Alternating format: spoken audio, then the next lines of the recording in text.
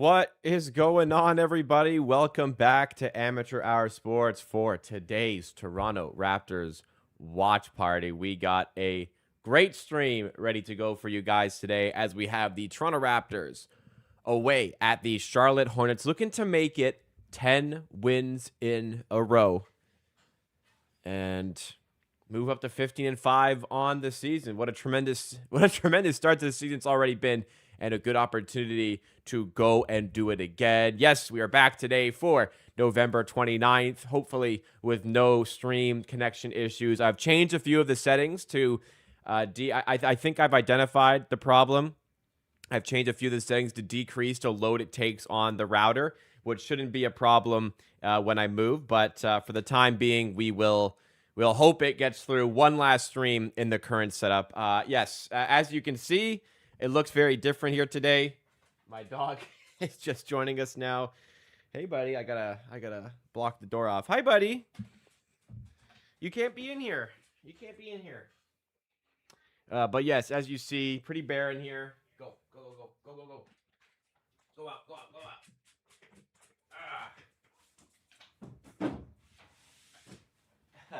Pretty bare in here. I've been packing all day, and I've just basically, the only things in my room that are not packed are the things I need to go do the stream today, which is what we've got. So I've held off this.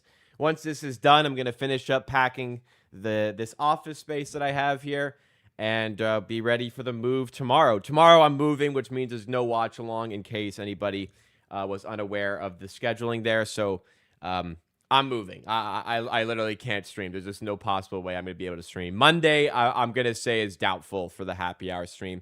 Should be back and ready to go on Tuesday. But for today, yes, just going to have to deal with it. It's going to be a little bit ugly. It's going to be all white behind me. And it's I've noticed after talking, it's much more echoey in here. I don't know if that's getting picked up on the mic, but I can definitely hear much more echoing around me because I've taken so much cloth off the walls because I had like scarves and hats up. My shelves are empty here.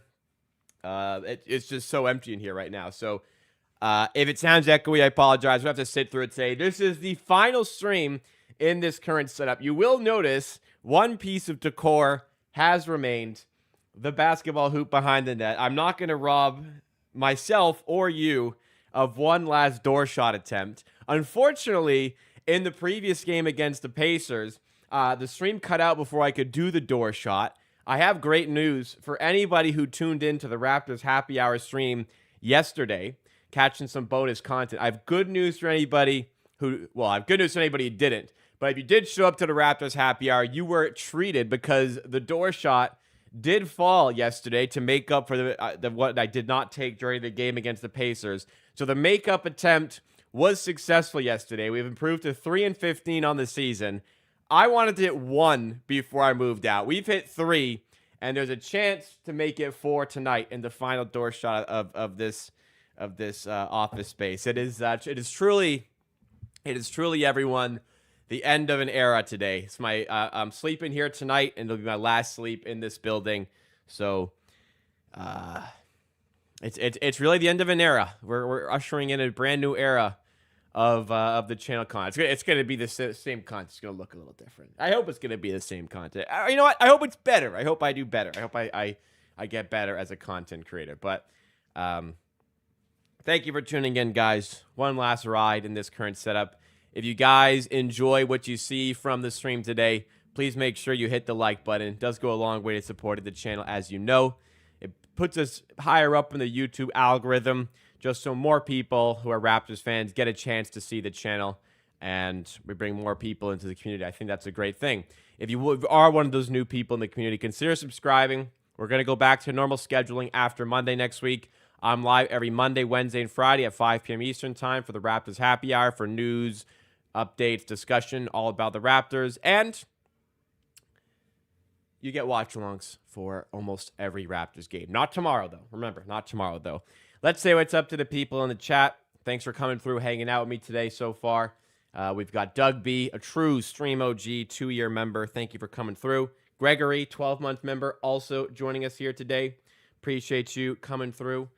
And also tonight, we've got Winner One, Q-Man, some ever-presents, Daniel Berry Sports Highlight, another one for Winnie Berhane, Alamdar, another recognizable name there. It's the Gary. Thank you so much for coming through. Early stages here tonight, guys. I sincerely appreciate it. Let's read the comments now.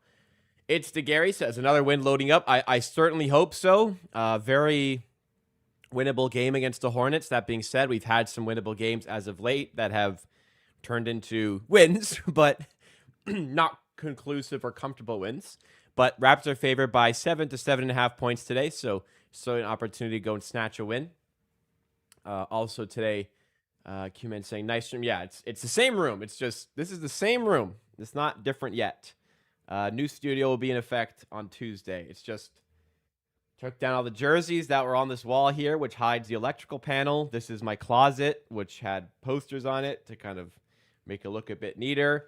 I had the signed basketball here. I think I had the Siakam one on the desk, the signed Siakam one, which was the regular colored ball. Previously, I had the black and red Fred VanVleet signed ball, which has been on my shelf. It's not there anymore. Now my Thor hammer is the only thing that's exposed here because I didn't have space to pack it. But I did have to. We ordered a bunch of boxes. I had to DoorDash. Funny. I had to DoorDash some extra boxes because we ran out. I ordered 25, and we're pretty much gonna run out. So I'm DoorDashing because I needed them today.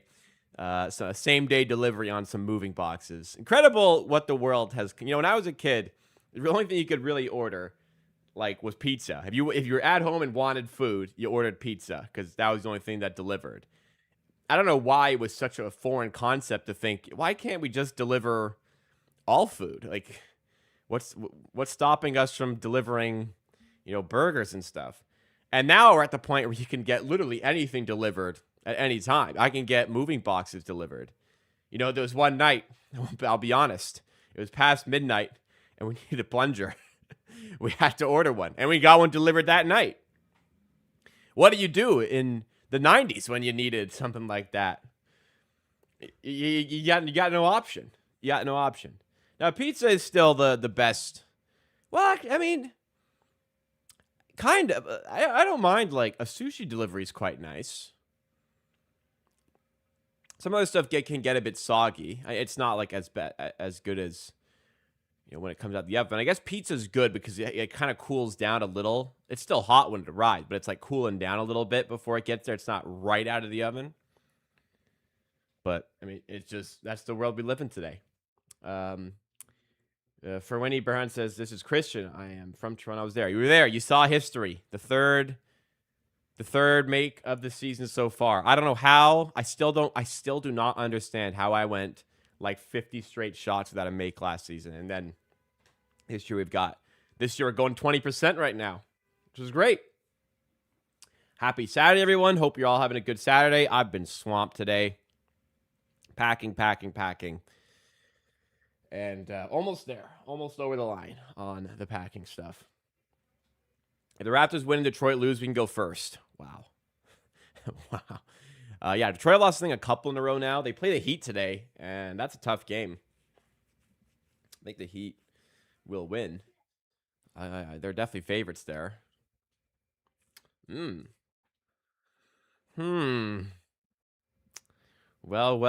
NBA standings. Well. We'd be 15-5. They'd also be 15-5. We have not played them yet, if I recall. So, well. We'd be tied for first in the NBA Eastern Conference if we win. And Detroit lose. Well, it's still early, but man, that would be a nice way for the head to hit the pillow tonight. Thinking of the Eastern Conference standings. Whew. Man, oh man. Well. There's been so many of these games that are winnable, and then that's the type the Raptors lose, and they just haven't lost them in a while. So let's just hopefully keep on winning these things, yeah.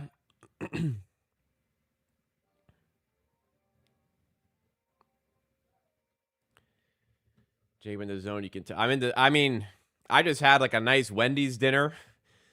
Try not to cook too much because packing everything. Got Wendy's for dinner. Pretty tasty. I'm well fed today. It's been super, not a humongous, but it's been definitely a cheat couple of days. Had physio yesterday on my bastard knee for the first time in a while because I have benefits now, and got some exercise in this morning. It's been a productive day. I don't know. Just been very stimulating day. So maybe I'm feeling good, and we'll stimulate ourselves even further with a 10 out of 10 beer product, and I don't say that lightly. New England style Octopus Wants to Fight IPA. Top 2 favorite beer in the world. Maybe number 1, as you guys would know from the last stream.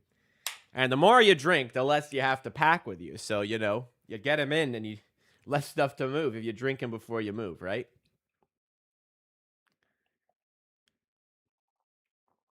Let's get a good pour in. That might be a little too much head. Yeah, a little too much. That's okay. It's a big glass. It's not bad. A tiny bit more than I would like, but that's okay. I think a little too much is better than a little too little.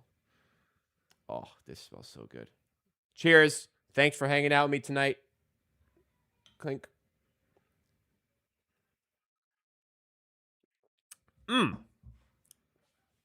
That is a tasty beverage. I like your last video, exactly what I've been thinking. Even on nights you're struggling from defense or offense, a good team finds a way to win. Absolutely. I'm glad you liked it. Hey, if you liked it, that's a clip from one of the live streams we did. I did one this week. I did it Thursday at 7. Typically, they are done Monday, Wednesday, Friday at 5 p.m. But if you like the videos I'm putting out, if you guys are watching the videos, thank you for that. But those are clips taken from the live streams we also do on the channel. So you can catch those segments live, and you can interact with me in real time if you so choose to do so. If not, look, you got the bite-sized segments in the clips for a reason. Different audience, different audience wants different things. You may want that, and I'm glad you're enjoying the clips. I mean, I seriously, since I changed the channel style, I went to this more stream-centric type of content. We're obviously doing more streams now. We're doing news streams. Then taking those clips to post in videos. Man, I have been enjoying content so much more since this change. I feel like I'm connected a lot more to you guys because I'm doing more live streams and hanging out with you guys. And I love the workload, the bulk of the workload being later in the day for myself rather than jamming in like a big video in the morning, trying to piece that in with my work day. It's just been, the work day, my 9 to 5 ends, and then my 5 to 7 or so begins on the stream. It's just so much less stressful. It's so much more enjoyable. I'm so happy that we made this change here, and I'm actually also very happy that I've started the rebrand of the channel towards my name rather than Amateur Hour Sports. I'm gonna keep Amateur Hour Sports because I love that name. It's just I wanted the more professional vibe on the surface of the channel, and again, I think the decisions that's been made on the channel by me, pat myself on the back. I think it's been great, and I hope you guys mentally it's been great. So I hope you guys are enjoying the content still, because it's not like the videos aren't as good as they used to be, and I recognize that, but it's just so much less taxing on me that it's so worth it from my perspective. So again, just glad to still have people enjoying the content and have been part of the switch here. It's just been a lot better for me. All right, 6:02 p.m. Eastern time. Hopefully the game gets started relatively soon. We were never title contenders. I still don't consider ourselves a title contender, but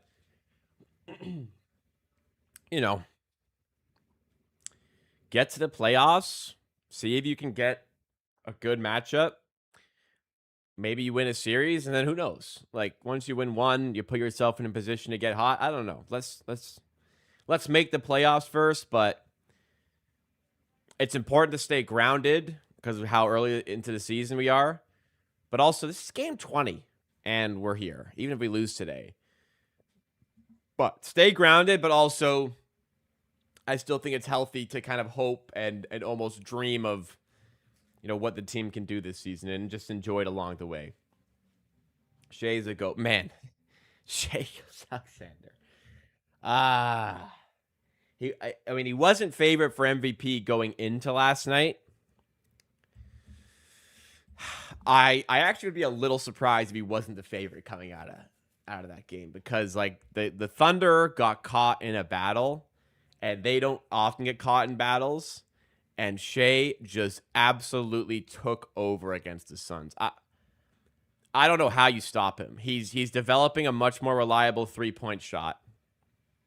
He was already like unstoppable getting to the rim and in mid-range. I don't know what the hell you do here. The Thunder are winning by so much that they're hardly ever playing in clutch games, because they're just winning games by so much that there's no clutch, and Shea barely has to play in the fourth quarter games. Yet he's still leading the NBA in clutch points, because in the limited amount of clutch games they have, he's fucking unstoppable and just scores every basket pretty much. That's what it feels like. It's truly incredible how well he played to end that game against the Suns there. That was crazy. Gregory said, I quit drinking a few years back, so I'm jealous. I'm not trying to make anyone jealous here, but people quit drinking for whatever reasons, and it's a great thing if you wanted to and you did. Corona Zero the lime, that's one you like. It's the first near beer I feel gives beer status. That's good. That's good. I have tried a Guinness Zero. I think if I ever decided to be alcohol free, I would enjoy a Guinness Zero. I've sampled one. I've never ordered one, but I've sampled with like a group that if somebody wasn't drinking, had a Guinness Zero. I had a taste. It's very similar to the original. Sometimes a good beer is for the vibe, and it's great if you're able to get that vibe out of it without having the alcohol. So Shea, I'm looking at odds. Shea is now the favorite for MVP, slightly over Nikola Jokic. Not odds on, but he's first place betting.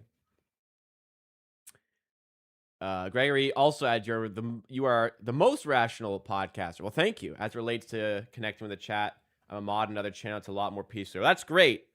I'm glad it's a peaceful space. If it wasn't peaceful, I probably wouldn't like it. I mean, back in I feel like Fred VanVleet's last season with the Raptors, maybe it was less peaceful, but I'm glad people like the content. That's all. So I'm glad you like being here. The streams got me here long term for sure, but they've all been great. But watch also discussion about what is sorry, Doug. The streams got me here long term for sure. Vids have always been great, but watch alongs and discussion are so enjoyable. Okay, I got it. I pieced it together. The streams got me here long term for sure. Vids have always been great, but watch along discussion are so enjoyable. I appreciate that. And I think they're the most enjoyable for me. I have a lot of fun. I feel like the old videos were like, they weren't like not fun to do. They were still like enjoyable to create Raptors content, but it did feel at times like work and like a chore. This kind of stuff doesn't feel like work, which is great, which is why I'm much more happier. May not be a title contender, but considering how I thought this was even going to go, this all feels like house money. Oh, me as well. Believe me, we're blessed. It was consistently fun to watch games. Yes, I mean, every Raptors game is so much fun. Oh my god, my fucking shoddy internet robbed us of an all-time closeout performance. Not all time. It was a pretty bad performance, but like an all-time closeout event for the stream. Watching Brandon Ingram hit that near buzzer beater. Oh my god. Oh my god. Not trying to diminish my enjoyment of watching that just on my couch. I never. It felt really weird watching the Raptors on a big screen, just on my couch, because I never do that. I haven't done that since the channel got hacked, just almost a year ago, and I watched them get completely fucking annihilated by the Celtics. If anybody remembers that game, 11 months ago now. Other than that, I can't remember the last time. Other than that, I'm always watching it here, or if I'm not watching it with you guys, I'm probably out doing something where I'm not watching the game really at all.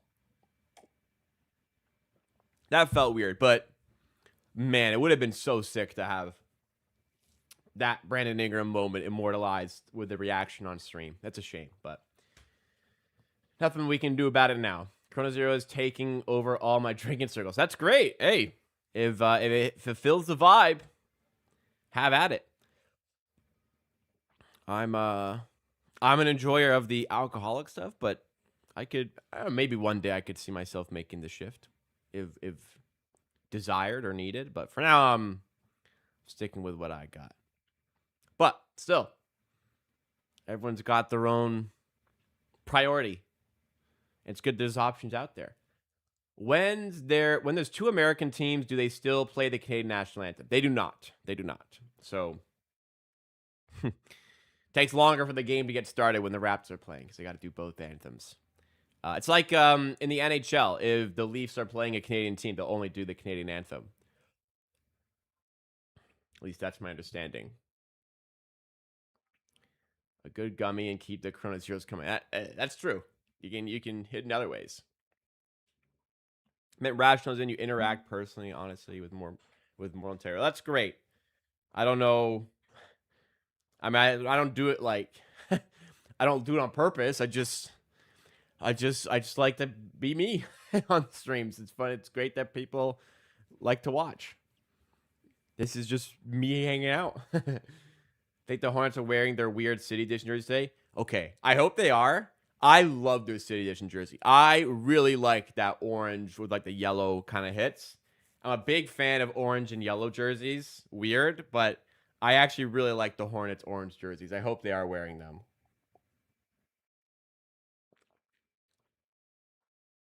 Relational. I saw rational. Relational. Did I read? I swear I read rational earlier. Did I? Oh, you said relational both times. Jeez, I'm a fucking idiot. I swear, this is my first beer. I swear. Relational. Thank you. Well, anyways, my comments stay the same. I'm glad people enjoy it. And I'm glad I now am able to read it properly on my third attempt. And you quoted it too, so I could read it. Actually fixate on those. I don't know how my mind just processed it as rational. Yeah. I don't know. It's not hey, whatever it is, I'm happy to do it. I work a lot of hours during the day on the other side of the camera as a producer. I'm really happy I get to fulfill the front of the camera duties. And when I do my own stuff. All right, enough crying. Time to get into the game. Raptors against the Hornets. Last door shot this location tonight. Yes, it is, Doug. This is the last one. I've taken down all the wall decorations except the basket. That is the only item that remains up on the wall. One last attempt tonight.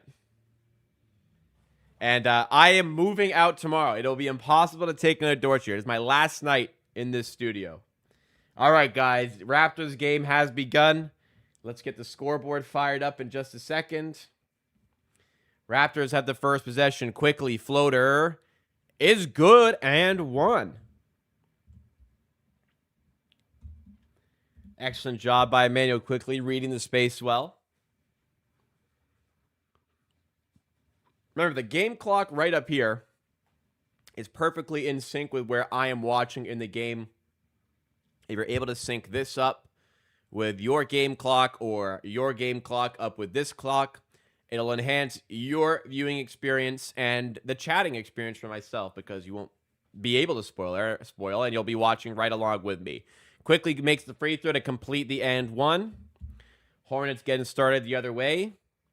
Yeah, I feel like it's a hot take. I really like these Hornets jerseys. I don't quite like the shorts as much. I wish the shorts were just orange. I don't like the orange and yellow gradient on the shorts. The shorts make it worse for sure, as Brandon Miller misses the corner three. I really like the orange with the yellow stripes and the yellow top. I really like those jerseys. I think those are nice. And I know that's a hot take. Yeah, all orange shorts are nice. Oh, lovely take by Scotty Barnes. Getting right to the rim and finishing.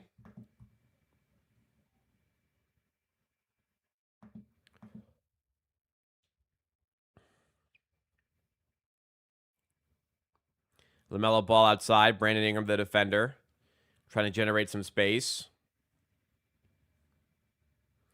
Bridges driving, no good. Pearl on the rebound. Raptors up 5 and advancing on offense once again.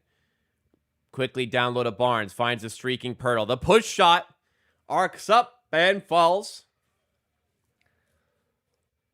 You know Jakob Pearl is a fan of the push shot. Kalkbrenner on the other end. And that's Charlotte's first points of the game. I really like this court. I think the court is awesome. The blue with the yellow like juxtaposition of the logo in the middle. And then the 3-point arc goes back to clean hardwood. I really like this court too. Barnes in the corner for 3. What a start for Scotty Barnes. 5 points in the first couple minutes here. LaMelo to Knipple. Knipple's a baller, dude, by the way. Knipple's really good. LaMelo, long 3 off the mark. Quickly on the rebound. Full court pass to Ingram. Getting to the rim and finishing. They need a timeout. No timeout. Okay. I thought they'd call a timeout for sure there.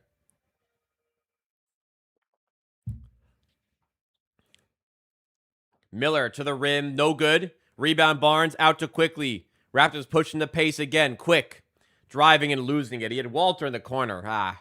Should have got it out there. Walter, by the way, starting again after coming out of the starting 5 the previous game for Murray Boyles, which was a lineup that did not work. But 2 games ago, Walter did starting here again. Transition 3 for Ingram. Surely that's a timeout now. Yes. Timeout, Hornets. Raptors off to a monster start in this one. 14-2 to the good. Sorry, I think it's dusty in here. And I'm allergic to dust. And my allergies are kind of heating up a bit. So if I'm wiping my nose a lot, it's because of allergies. Love the logo. The blue is F for me. I like it. I actually really like the blue on the court. I love the jerseys. I love everything the Hornets have done with this scheme. And I love the way the Raptors have started. 15-2 to start the game, or is it 14-2? Okay, the box score has changed. So it was a toe on the line 3, so it's 2-pointer there for Brandon Ingram. Is Barnes building an ultimate Draymond archetype to pair with Ingram's obvious brilliance? Listen, when the Raptors, before Scotty Barnes was even drafted by the Raptors, I said his player comparable is like Magic Johnson light. And I said that's an aggressive comparison, but the style of play you might be able to get out of him is reminiscent of Walmart Magic Johnson. And hey, any version of Magic Johnson is probably sensational. And we're kind of, getting a bit more of that here. It's like Magic on offense, and then we're like a little bit less flash. And then there is, Draymond's just like this prototypical switchable sort of forward on defense. But, it's a real unique player here. I don't know what the best comparable is. I don't know if it's Draymond Green or anything, but Scotty's just Scotty. He's a wonderful player.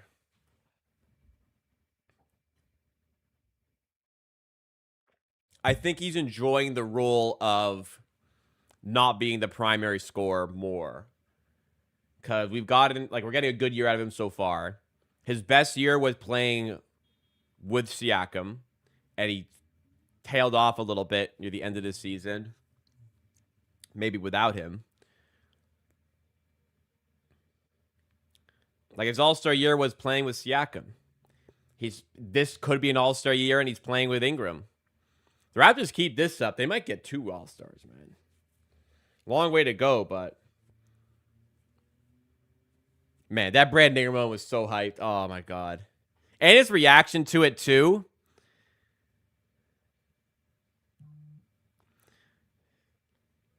What was Brandon Ingram saying? I wish I knew. I would love to know what Brandon Ingram was saying after he hit that. Magic has said himself that Scottie has some showtime in him. Oh, did he now? Okay. Well, well, well. We got a good one here, it looks like. All right. They changed the Brandon Ingram shot now to a 3. So it is 15-2. Off the timeout, inbound sets up a lob for Kalkbrenner, and he's fouled by Barnes on the lob. Is that, are we sure that's a shooting foul? I mean, it was a lob. Usually lobs are not threes, or usually not free throws.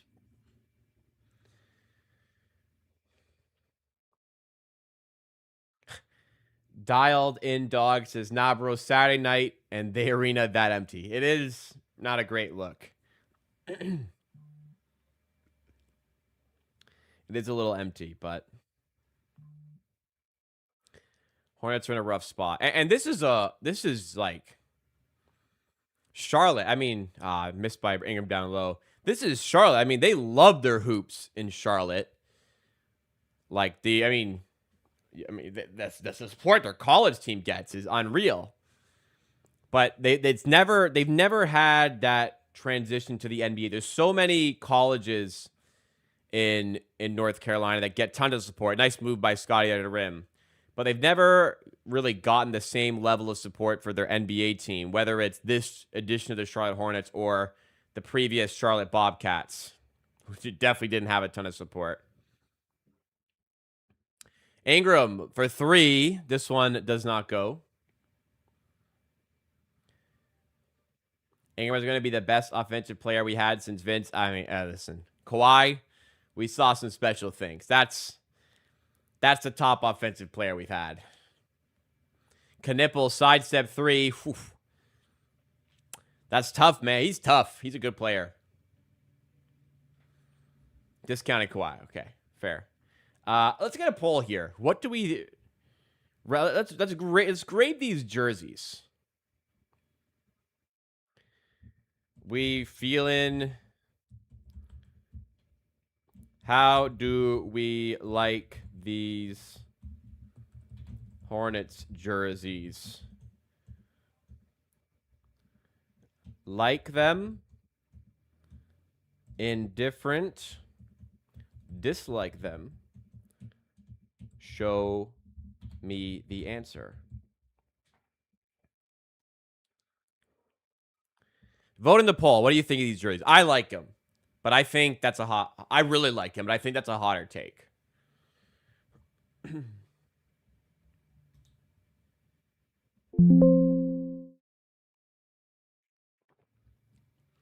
19-7 Raptors after the make there. Knipple. Outside to Miller for 3. Off the mark. Rebound Ingram.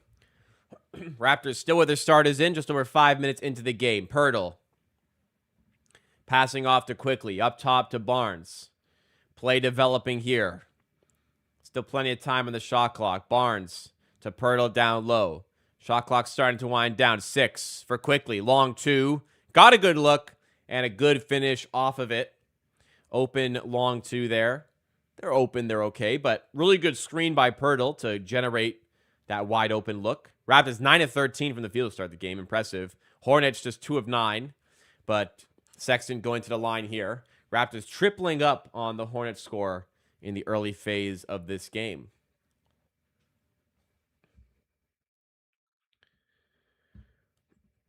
We're pretty divided on the Hornets jerseys in the poll we have running in the chat right now.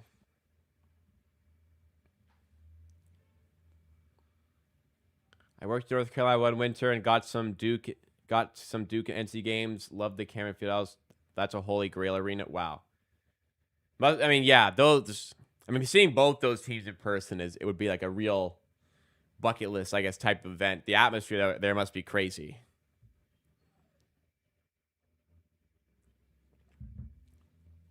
It's incredible how much support college teams get in the U.S., where it's like a lot harder to build a connection with a team too, because players are sifting in and out, especially in basketball. The best players leave every year. I don't know.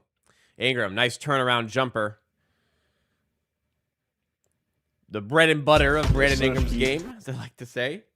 Sexton up top, defended by Murray Boyles. Pass off to Trey Mann. Wearing the, I would say, trademark baggy shorts for Trey Mann. Bridges to Sexton. Back to Bridges. Pass deflected into the hands of Trey Mann. Nearly a steal for the Raptors. Trey Mann contested three. Way off the mark. Rebound. Not brought in by Murray Boyles. Out of bounds for a Hornets ball.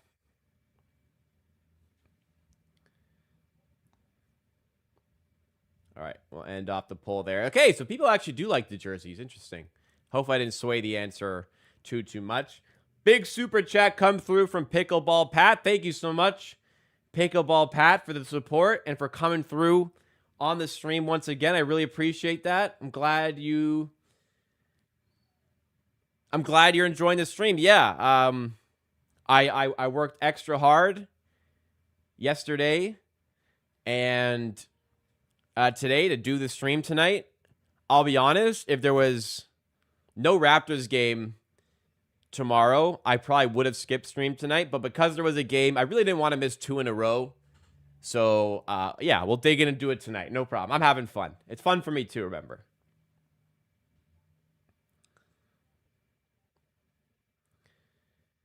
Ingram fouled. Oh, I mean, Doug, like the best college players, like they go to the NBA after a year, is what I mean.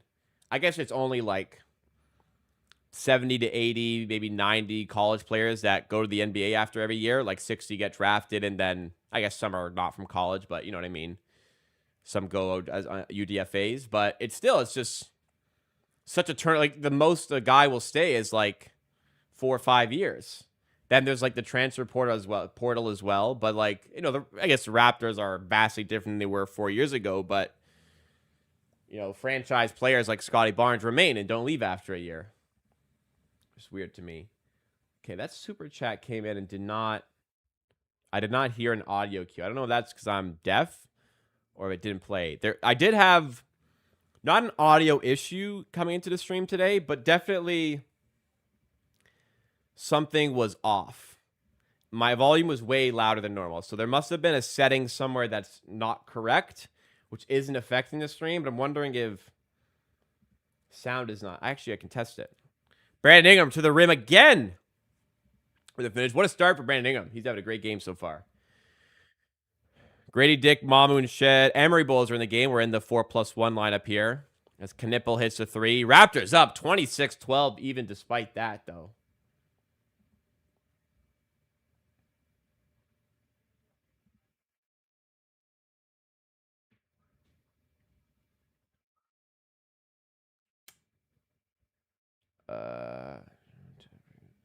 Oh, fuck. What did I do?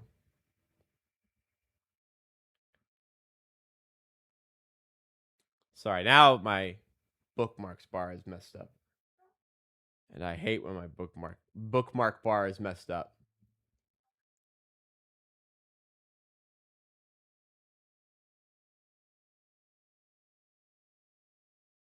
Try to fix this.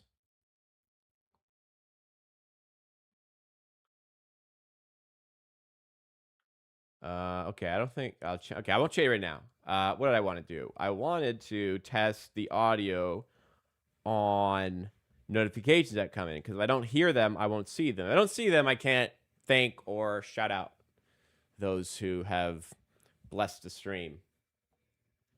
Con saving their at Con Knipple is extremely good. Extremely good. Okay, let's play this again. Yes, sir. Okay, so I'm deaf because I heard that loud and clear this time. So I heard it that time. I don't know what went first time. I didn't hear it, but thank you again, Pickleball Pat. Okay. Back to this. Shame we have so little support for college sports in Canada. It would help if Canadian networks would show them, though. I guess depends on the area. Like Toronto has like a pro football team that doesn't really get tons of support because I guess there's a lot of sports here. So I played university level sports. I played soccer in the OUA, which is the Ontario University Soccer Division. And I guess because I was in Sudbury, which is smaller than Toronto, there was like very minimal local coverage of it. There wasn't any live games, but there was very consistently basketball games, and we had a top 10 team in the country at the time. I was a commentator for the school basketball team, and we were nasty. It was so much fun to be a commentator for that. And about half the games we did were on live local cable, so there was a little bit of support for the team there. But I mean, in the end, like for stuff to be on TV, people have to watch it, and I guess not enough people would watch it. Maybe like Vanier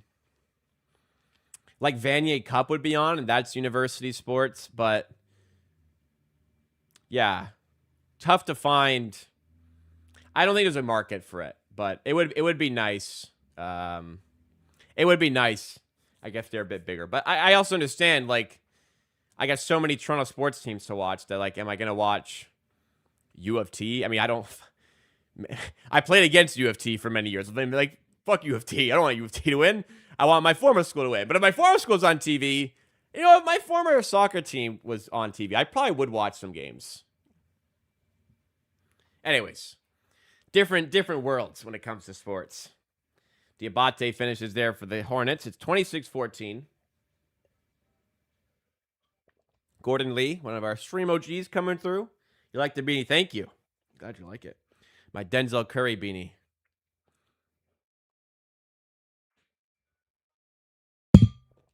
Sorry, just whacked the mic. Sexton going up, getting fouled. Hornets kind of working their way back into the game. It was 26-9. Chance for Sexton to make it a 10-point game.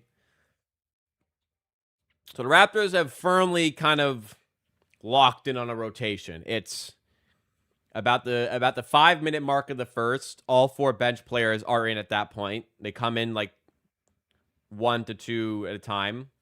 And then from like 5 minutes down to 3 minutes, it's 4+1 with Brandon Ingram. And then from like 3 minutes down to 1 minute, it's 4+1 with Scotty Barnes. Then they maybe start rotating starters back in. And then maybe in the second quarter, a 10th guy will come in, like a Jameson Battle or an Ochai Abaji. But they're firmly set that the 4+1s are the way to go. I do watch Laurier football and basketball. It's behind a U Sports paywall. I mean, look, there are certain people that watch, and it's on like OUA TV a lot of the time for like Ontario, but I guess there's just not a big enough market. Anyways, Grady Dick for 3. Bang! Got that one. 29-16 Raptors.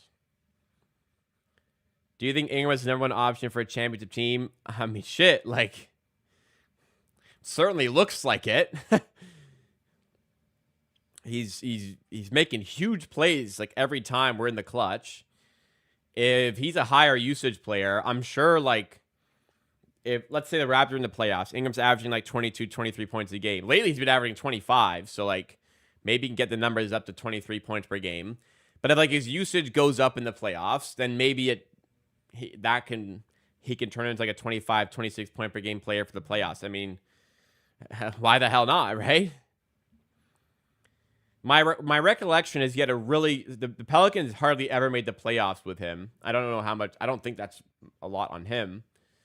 But I believe when they did, he had a really good series against the Suns. 29-16. Shed. Long 3 at the shot clock buzzer. It's an air ball and therefore a shot clock violation.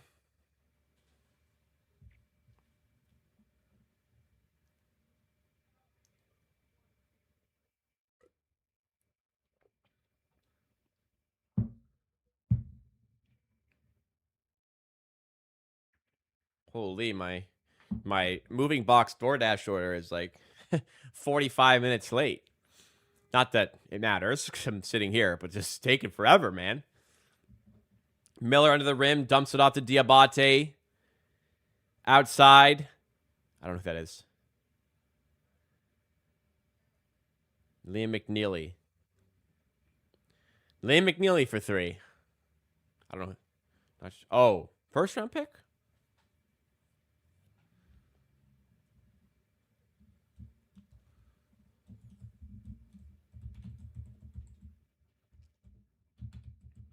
This would, by the way, be a good game to win, considering you got a tough game against New York tomorrow. New York have a night of rest tonight. Yeah, first round pick, Liam McNeely. So yeah, big one to win today because tomorrow's going to be tough. I think I think home to New York, but overnight travel for Toronto. No, it's away in New York and second night back to back. That's going to be a tough game tomorrow. Win tonight. Shed for 3. Getting so much more consistent with those. 32-19. Sexton to Miller. Deflected by Grady. Good deflection. I feel like we are unique in regards that our number one scoring option is not objectively our best player. Yeah, I agree. Interesting. It's just, I think if Brandon Ingram is not your best player, you're probably in a decent spot because Brandon Ingram is really good and you have a player who's better than him. Barnes perplexed by this out of bounds call. Not enough to ask for a challenge, so I don't think he was correct. I think it is correct to be a Hornets ball. If you guys are enjoying the streams tonight, remember to have hit the like button. Goes a long way to helping the channel grow and getting more people involved. Hit that like button. Downhill to the rim. Missed on the layup there from the Hornets. Raptors other side. Barnes to Shed for the transition 3. This one doesn't go. Murray Boyles with the offensive rebound. Out to Grady Dick for 3. Doesn't go. Pirtle gets the miss. Out to Grady Dick again. Drives. Floater is good. Nice take there by Grady. Earned himself a second chance. And, well, Pirtle earned us a second chance. Grady Dick, no mistake this time. Do we need another player moving forward, or are we still looking at a trade in the core? I don't know what they'll do. They have to, if the Raptors start, 14-5 start. If they're anywhere near this around the trade deadline, they have to think about the possibility of strengthening even more and making a playoff run. Bit of a messy play there. It results in a Hornets layup. 50 seconds to go. 3 for 2 opportunity here. Raptors will not take it. I don't know. I talked about it in a recent stream where I just don't know what their thought process is. But I think, moving screen against Pirtle, I think if the Raptors get towards January and they're like, hey, the East is kind of open-ish. If we're a top 4 seed and they think we can even get better, they might think yeah, why not get better and make a move and see what you can do in the East. It'll be interesting to see the strategy. Or the front office says, chemistry is so good, let's leave it. I will tell you guys, in the past, Bobby Webster as general manager has not been one to think to himself, the chemistry is so good, let's not disrupt this. He has been, how can we make this team even better? That's been, in the time Bobby's been GM, that is what the Raptors have done. Think about the year we won the chip. The Raptors get towards the trade deadline. They see a large improvement at center available, despite the chemistry that existed with Jonas Valanciunas. They thought, we're going to get a lot better here. Let's make a splash on a player that's really going to help us in Marc Gasol. And I don't think they win the chip if they don't make that trade. So it works out. Raptors get to stop in the last seconds, and they lead by 13 after 1. Think about the playoff series against the Sixers. How the hell do you beat Joel Embiid if you don't have Marc Gasol? You think JV's doing that? You won that series off a Game 7 buzzer beater. Just think if you had that big step down defensively from Gasol to JV. You probably lose that series. And then you go against Giannis, And what was like huge in that series was your ability to double Giannis with Gasol and Kawhi, which you can't do with JV again. I love JV, but the Raptors upgraded and won the chip because of it.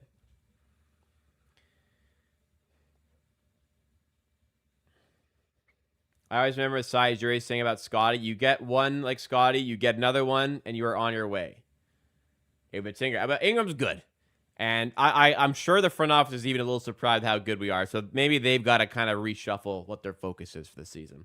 Anyways, first quarter is in the book, so let's dial into the box score from the first quarter. It was excellent from Brandon Ingram, who's 4 of 8. Excellent from Scotty Barnes, who's 3 of 4. 10 points for Ingram, 7 points for Barnes. They've also accumulated some rebounds and assists to go with it. Starters have been dominant in the plus-minus. Pirtle, 4 points. Quickly, 5 points. No points for Walter, but valuable floor space, we'll say, because he's plus 15 in 7 minutes. Off the bench, not really gotten going scoring yet, but Shed's got a 3. Grady Dick's got a 3. And we'll keep it moving. For the Hornets, Knipple's got 6. He's 2 of 2 from 3. Sexton is 6 off the bench. Those are the leaders. Really, the Raptors just in control, shooting 58% from the field, which is double that of the Hornets, which is 29%. So Raptors making shots, playing good defense. Keep doing that, please.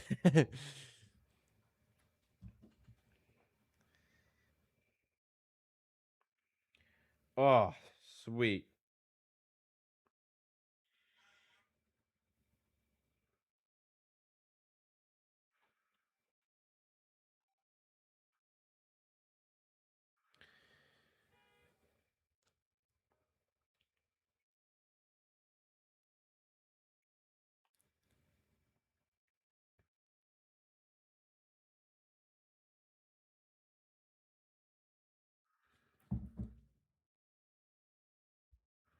Yeah, excellent problem to have. We didn't think we'd be this good, change our goals. But if you're a top 4 seed in the East and you can and you're not even in your final form as a team, you have to think about getting better. And again, the only argument against that is you disrupt the chemistry.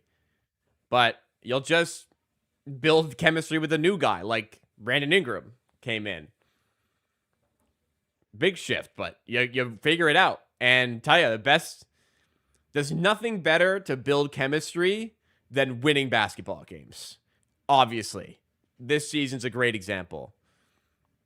Barnes is talking about this is like the most chemistry he's ever seen in a team. Yeah, because they're winning more than he's ever won in his career so far.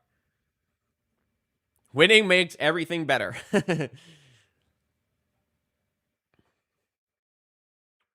Quickly finding a lane. Dunker spot for Pirtle, but kicks out to Grady. Long 2. Tough shot. Almost went, but a Grady contested fadeaway 2 is not a lovely outcome to a possession. Bridges down low. Baseline floater is good. 34-25. Long pass forward to Barnes. What a feed. Going the other way, and Barnes is able to throw it down. He's got 9.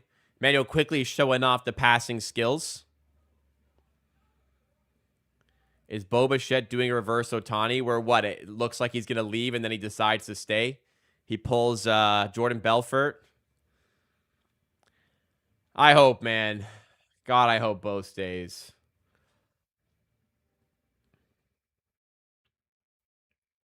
We deserve a good year after the Blue Jays World Series. We deserve something.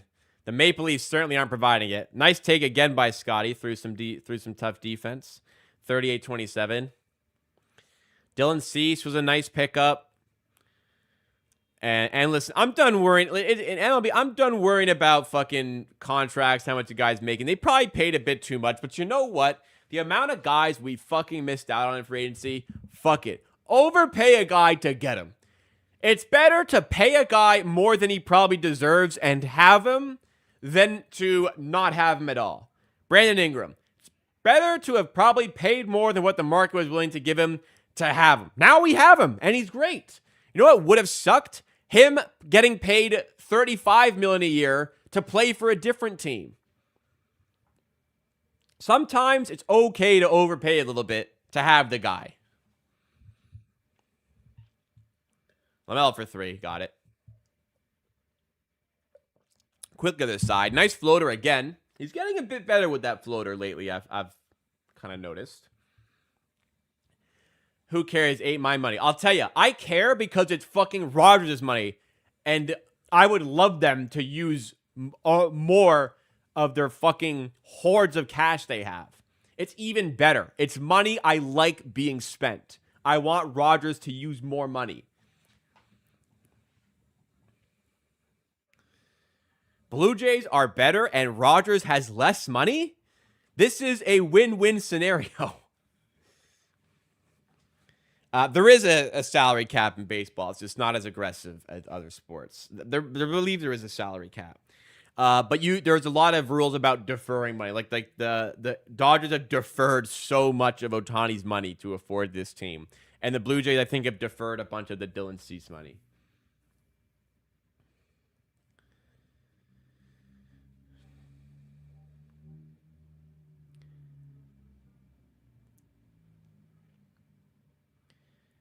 If it comes out of billionaires' pockets, trickles down to community people, I don't understand. Well, I mean, listen. I think Rodgers can afford an extra $10 million AAV on Dylan Cease. They got that. Ed Rodgers got that money. Sure, getting mad about contracts in the NBA, sure. But, like, again, take Brandon Ingram. His own agency said he got overpaid, essentially. But, like, I'm certainly enjoying having Brandon Ingram a lot more than not having him. And, you know, I wish I could enjoy that Brandon Ingram buzzer beater last week, but all I could think about as he was celebrating a Raptors win was, man, if only we were paying him $5 million less. Like, no! He's good.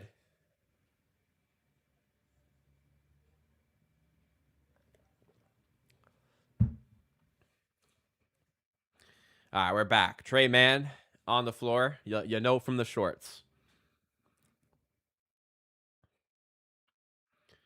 Miles Bridges out to LaMelo in the corner for McNeely. Defended by Murray Bulls. Back out to Bridges. Good defense by the... Good ball movement by the Hornets. Even better defense by the Raptors. Miles Bridges hoists up a prayer. It doesn't go. Raptors by 8. Quickly. Transition 3. Off the mark. CMB hauls in the offensive rebound. Nice rebound there by the Rook. Here is Murray Boyles. 7 the shot clock. His lasers the pass in the corner. Mamu who drills the 3. What a pass by Murray Boyles, and Mamu. So casual. Knocks it down. God. We signed somebody who could shoot and play good minutes out of free agency. I can't believe this is my life. We signed a good free agent. LaMelo blocked by Abaji. Raptors other way. By 11. Quickly. Swims through and then pass deflected out for 8 Raptors ball. 2 Harvey Racial Burst for $9 onion rings. No. I had Wendy's for dinner today. Because a Wendy's closer than a Harvey's. By a lot here. So Wendy's for dinner. Which was delicious. No second dinner. I will have a smoothie tonight though. Because I usually have a smoothie as a snack and then dinner. But my fiance wanted Wendy's. So I got Wendy's earlier. I'll have my smoothie later. Murray Boyles handoff to Ingram. Has some space. And some reason, I guess didn't want the Cockburner smoke that time. So he dumped it off to Murray Boyles. But it's an errant dump off and turned over. Bridges. Oh my lord. He almost threw down. But it's off the rim and away. Ingram. Defended by Bridges. Gets a handoff from Murray Boyles. Pocket pass. Lovely 1-2. Murray Boyles is cut off. Out to Quickly for 3. And he drills another one. Raptors. 46-32. We get your third dinner. No.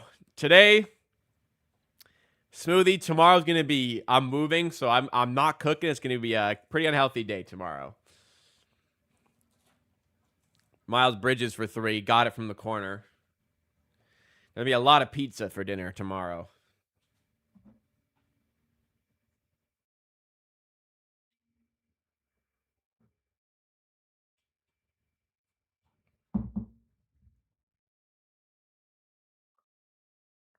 Mamu off the glass and gets the friendly roll.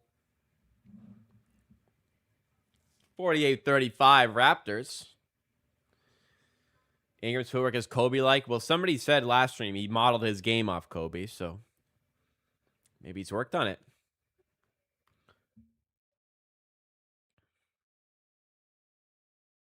All right, 48-35. Everyone contributing pretty much. Quickly drilling threes. Ingram racking up points. Barnes everywhere again. Pirtle making good plays. He's got how many two offensive rebounds. Maury Boyle has a couple offensive rebounds. Mamu's got a 3. Abaji just had that nice block. Shed hit a 3. Grady Dick hit a 3 and spacing the floor. Walter's having only 1 rebound, but he's spacing the floor for the start.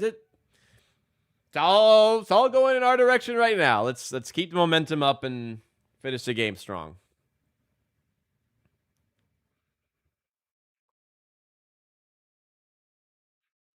You guys said he pump fakes once instead of Kobe multiple pumps. That's good.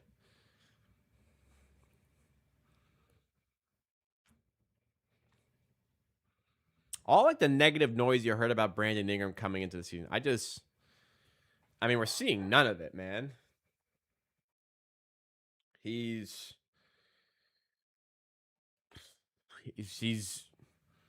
moving the ball well. It's not sticky in his hands.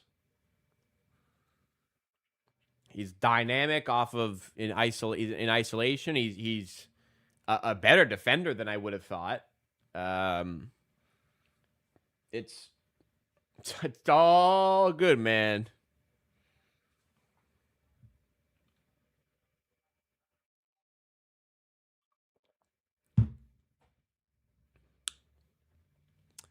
Yeah, that Bridges dunk attempt was pretty sweet. But did not go.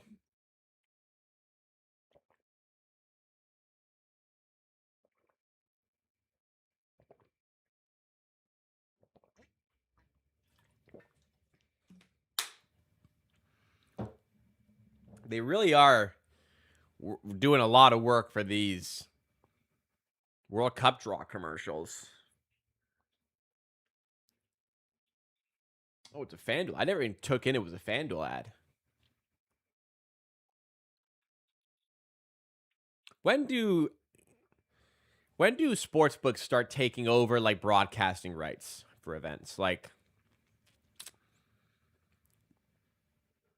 at some point, like NBA would be like exclusively on FanDuel TV or something. Surely that's the future. How are we going to compete? How is I guess the competitors are like, Prime, who are starting to get a bunch of stuff, and like Netflix now getting some events. But with the ability to bet in app while you're watching the game on 365 right now, there's some games that they'll show live, but is the future of watching sports books? Maybe. Knipple for 3 off the mark, rebound Walter.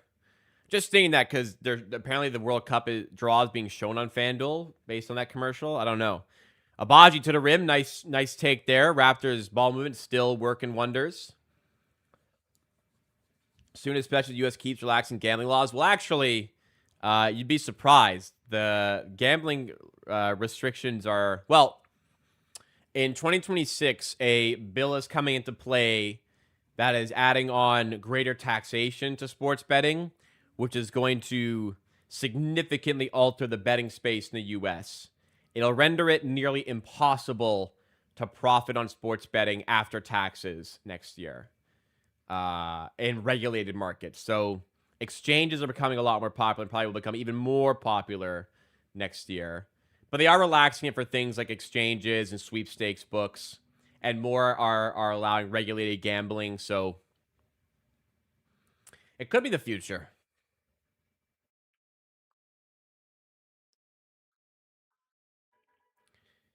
Weather Network says an hourly report, 12 a.m. to 9 p.m. snow. Believe me, don't I already know how bad the weather looks tomorrow while I'm trying to trudge furniture into my new apartment.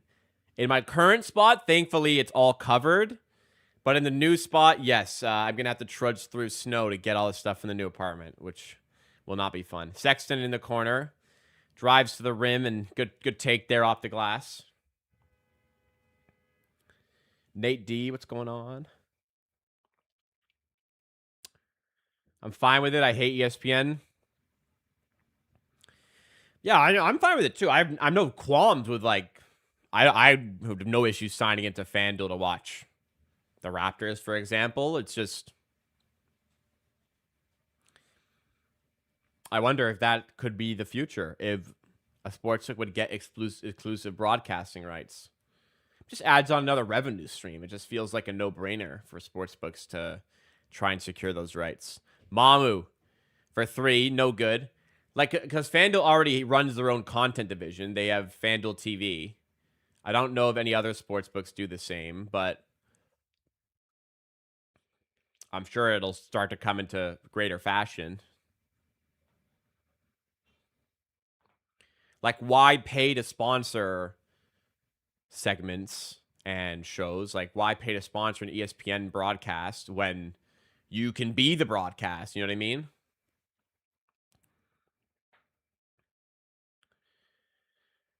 Does Ingram not remind you of Kawhi? I mean, in certain respects, where it's just if you're stuck, give him the ball and say, please help, and then he does.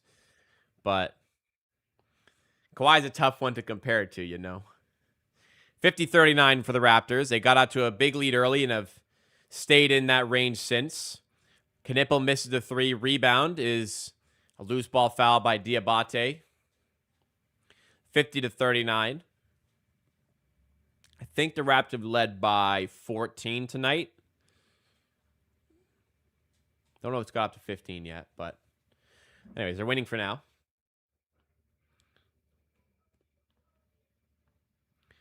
Let's see the weather report. When does it start snowing? Is it actually? Yeah, it's midnight all the way through until 10 when it's supposed to start raining. Awesome. Just awesome stuff.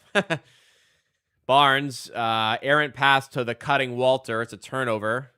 Another side, Shed fouls Knipple.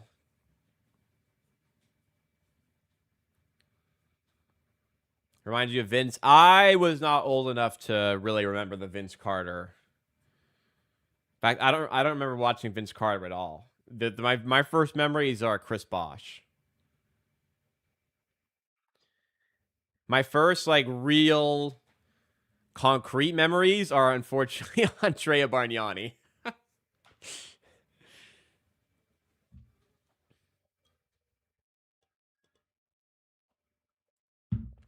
Bargnani and Calderon was when I first started to like understand sports. So you'll know the journey I've been on as a fan. But also, you know, some people have been through the trenches a bit longer than I have.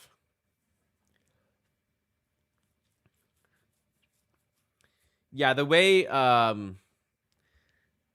Ingram can like attack, accelerate, and then stop on a dime, rise up, and that's his separation. I see the parallels for VC. But it does remind me a bit more of KD as Ingram showing it off once again in mid-range. Sexton downloaded Diabate and finishes.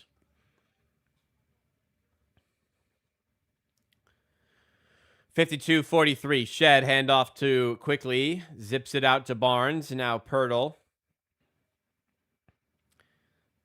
I feel uncomfortable when it's at single digits, but Ingram can always relax those feelings when he gets open in mid-range like that. 54-43. Ingram is heating up. I mean, listen, to start the season, we said, wow, Brandon Ingram hasn't missed a beat since coming back from injury. Looks like Brandon Ingram. It's starting to feel like that was the trailer because maybe he's now getting back to form and he needed a bit of time to ramp up, and now we're seeing him ramped up. And then he turns it over. Right after I say that, he turns it over. Awesome. He's averaging like 20 a game. Okay, usage is a bit down, playing with a team that has a lot of skilled players. And then now it's like, okay, maybe now he's healthy. And this is Brandon Ingram. Bridges fighting his way to the rim and finishing. Back to a 9-point game.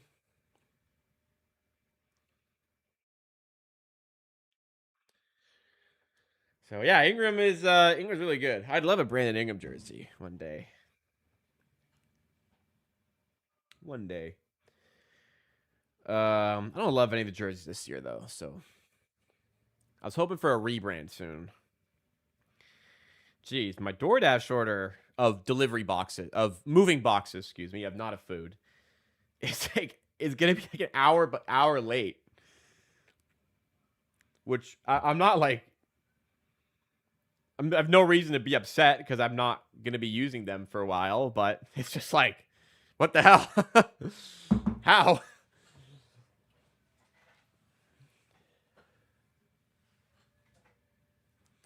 Anyways, 54-45. Ingram is balling.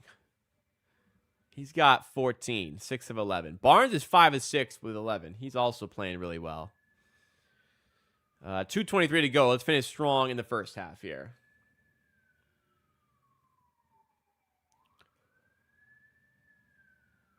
Did you tip? Of course. I always tip. And considering he's I believe he or she are lugging boxes up to my apartment, I tipped more than I would normally tip, which is I tip. I've driven. I'm a previous Uber Eats delivery driver. Believe me, I know the value of tips for this profession. One good tip can make your night. So yes, I tipped. No, the driver. I'm not blaming the driver. Just that's not what I'm trying to say. The driver had to make a couple stops before getting to me. It's just I'm just commenting. It's just crazy that it's that late.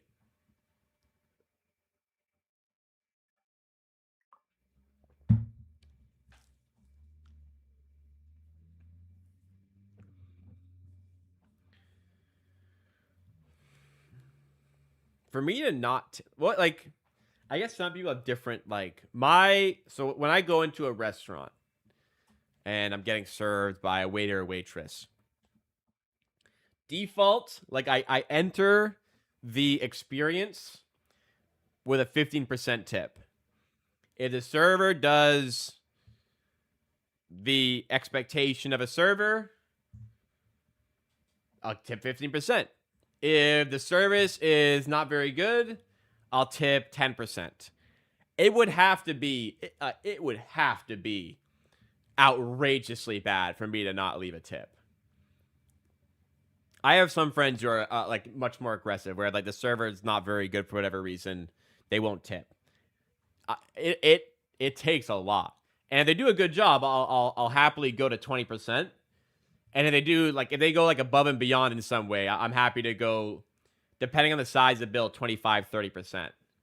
Like if my drinks come late for whatever reason, like one time I was only getting like a couple drinks. My first drink was really late. And so the server gave us a free round. I tipped like 70%. Cause I'm just a small tab, like free drink. You have the money for the drink. Sexton for 3. Hornets getting back in this game. That's just me, though. My default's 15.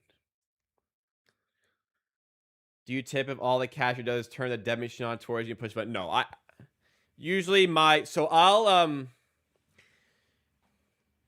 depends on the place. Quickly off the steal finishes. Raptors by 8.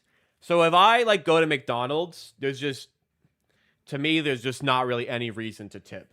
Not that I don't think you get asked to tip at McDonald's. But like, anyway, that's just an example. I don't feel compelled to tip. If I go to like a local brewery I really like and get beer, and they just like pour it for me and just hand it to me, and I go pay at the counter, I will tip a little bit because it's like, or even if I get like a 6-pack or something, I'll go like 10% just to support the people that enhance my experience at this place I go to a lot. But if I go to if I go get like takeout food, I'm not. If I have to go, usually my rule is if you come to me, I'm guaranteed. I'm almost guaranteed tipping you. If I have to come to you, I'm probably not tipping you. Oh, that's the bar. Always tip your bartenders. But like when it comes to, let's say it's a McDonald's and they ask for tips and people don't like that because you feel pressure. First of all, I don't think the people behind the counter give a shit if you tip or not. I mean, they care, like, if you get a tip, great. But like,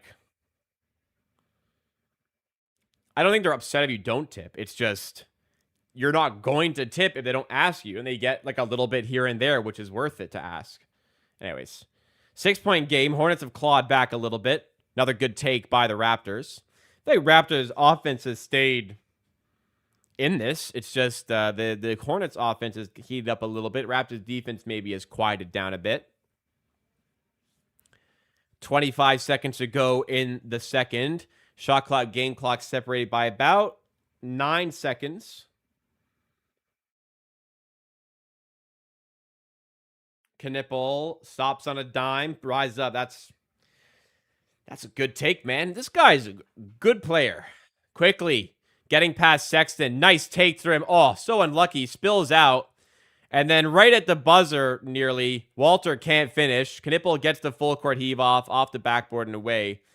Good chance to end the half there. Raptors' chance goes begging. The Hornets have it down to 6. That's the lowest they've had it in quite a while. I'm not sure it's been this close since it was basically 0-0. Raptors got out to a quick 7-0 lead.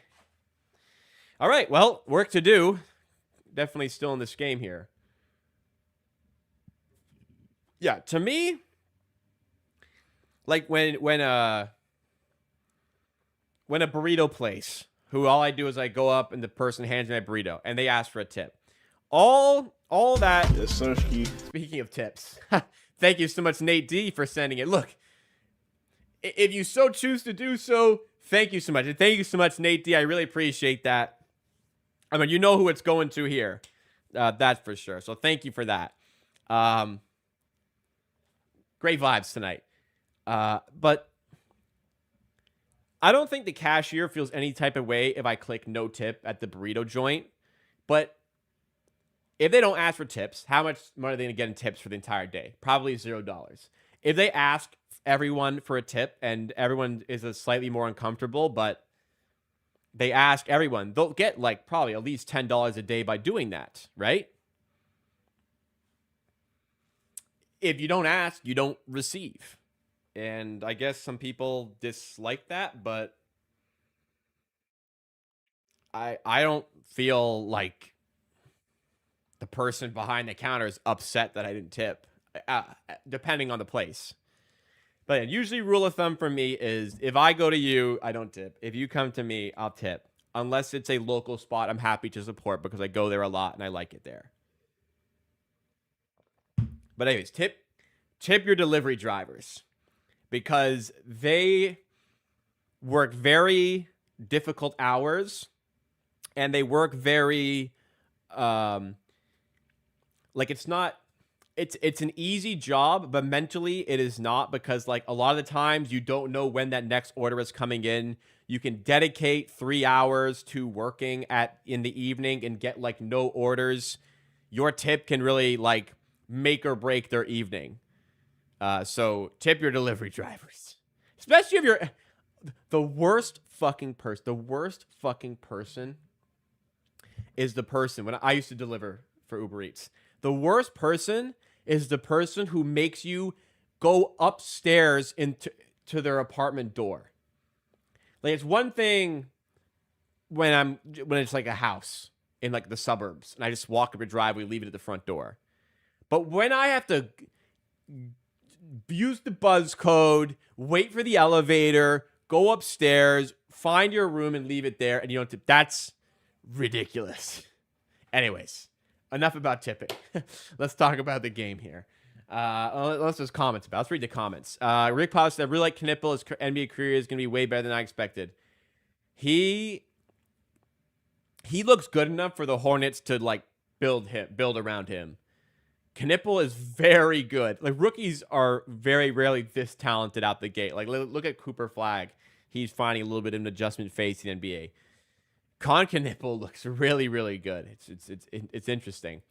The subway near me tells every customer to skip the tip. I asked them why, and they said the location, it all goes to the owner anyways. Oh, man, that's fucked up. At a Subway, I guess it's franchise. They're franchised, but still, to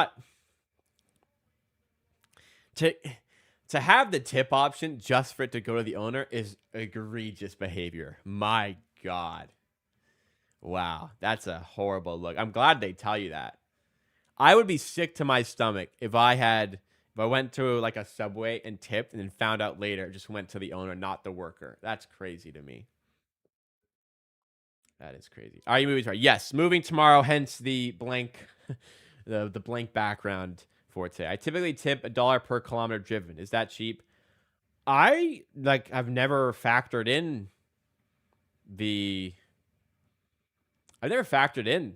kilometers my tip. I usually just tip Uber drivers like depending on like if it's far, I'll think if it's far, I'll maybe go like 20%. I usually go again. My usually benchmark's 15%, unless like this person's hauling boxes to my door for me, moving boxes. I went like 25 because I'm like, yeah, that sucks. He's bringing moving boxes right to my door up the elevator. That you're earning the bit of work, you know. I pay my Uber Eats driver a cent for tips. Come on, you got to show more respect there, Smart. You got to show a little more respect. They're doing it. It's not easy work. It really isn't. Like it can be stressful. I know like on the surface it seems easy, and it's quite simple tasks, but it's mentally quite taxing, I find. Raptors, you know what? I'm not going to tip the Raptors. Those guys make millions of dollars. I don't need to tip those guys. But tip your delivery drivers, please. And thank you. All right. Box score from the first. We haven't done door. We'll do the door shot right after this. Right? We saved it for halftime. We'll save it. I'm excited. This is the last door shot in this apartment. And I want to feel nervous, and I am a little nervous, but I've made 3 this season. I'm feeling pretty good about it, so I'm not really stressed about making it. Other than it's the last one we're taking in this before I move. On the game in particular, Brandon Ingram has 14 points. He's looked amazing, like we kind of are used to every night right now. 14 points, 6 of 11. That's fantastic. Barnes everywhere again. He's got 13 points, 5 rebounds. 6 rebounds, 5 assists. Triple-double watch. For sure for Scotty. Quickly, he's got 12 points. He's 5 of 7. He's been having a good night. Pirtle doing some good work, even though he's only got 4 points. And Walter, he's hustling.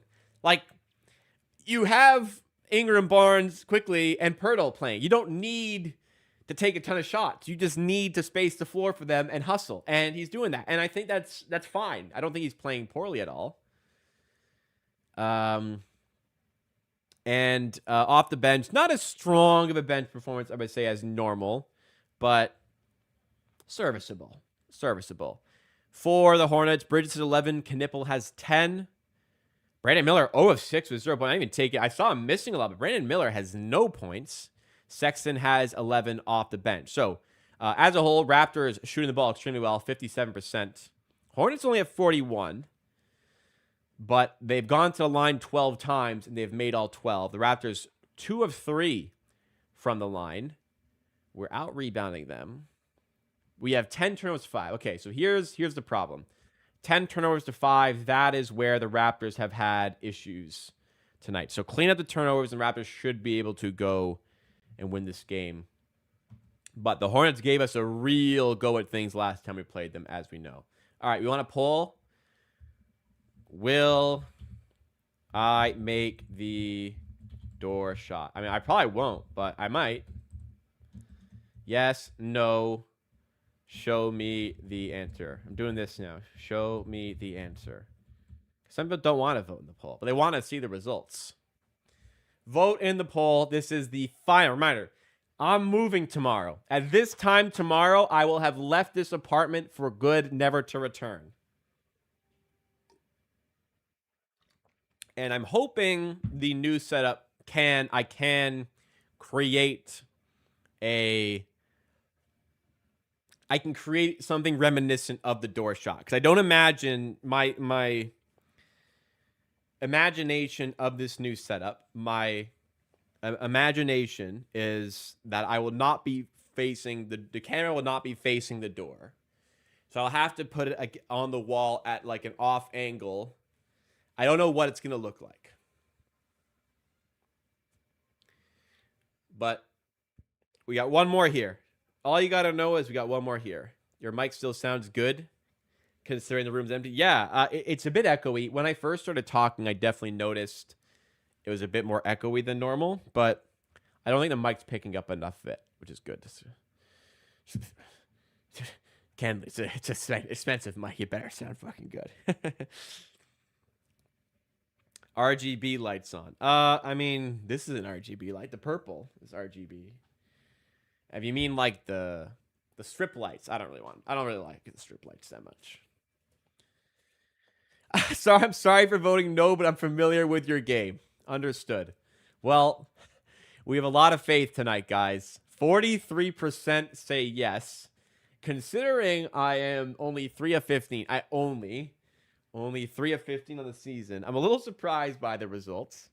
As a reminder, last season after I bought this rim, I went like 0 of 50.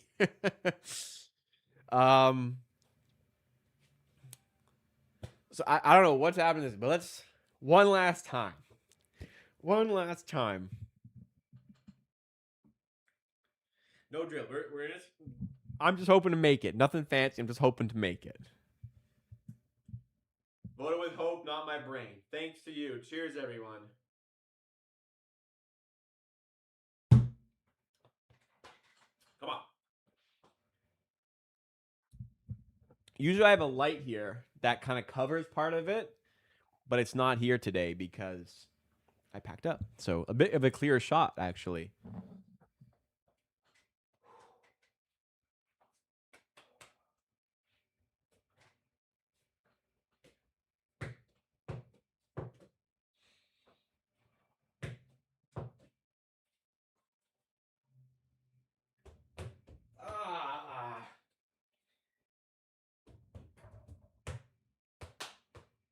I'm sorry, guys.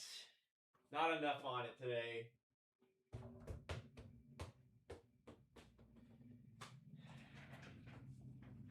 I tightened up. I tightened up. I made the third effort, which obviously doesn't count. I tightened up as I went for it and didn't want to let go. Damn. At least I made one. That'll be the last ever attempt in here. At least I made one of the fake ones. And that was so easy. But it's just the real attempt. I tightened up. I did not want to release it. And as a result, of course, I missed. I'm sorry, guys.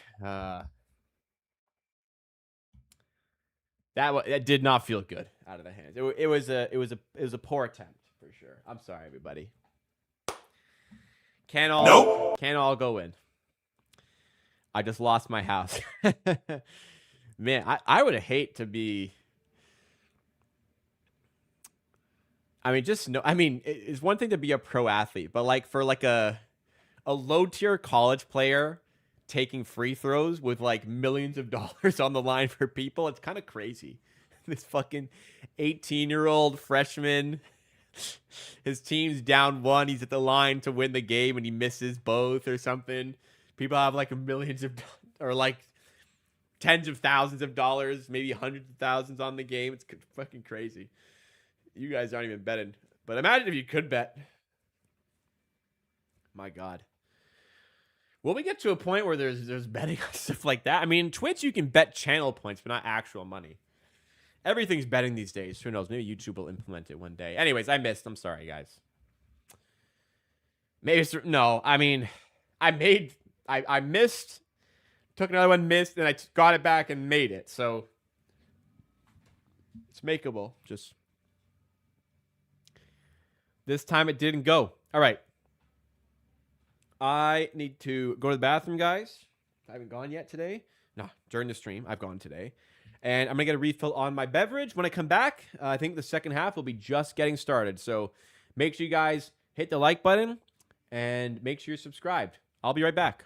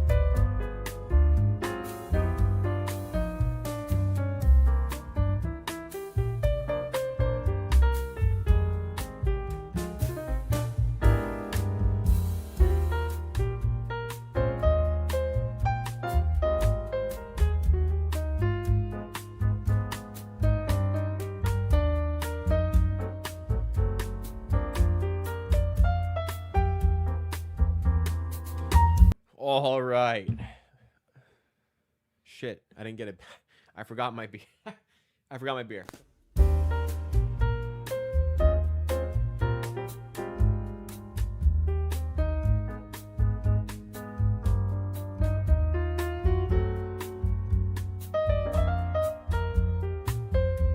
All right.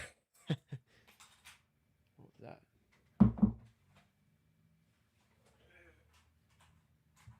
Got a fucking command hook in my pocket.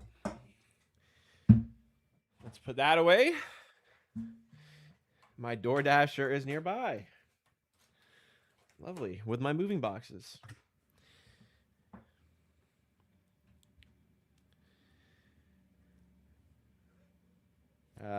Will Ingram get 8 points? He probably will. Then again, maybe he won't. Wow, the game has been back for a few minutes. I'm sorry. It's 61. It's 61-54, and it is 10:45 going through. I missed a few plays. I'm sorry.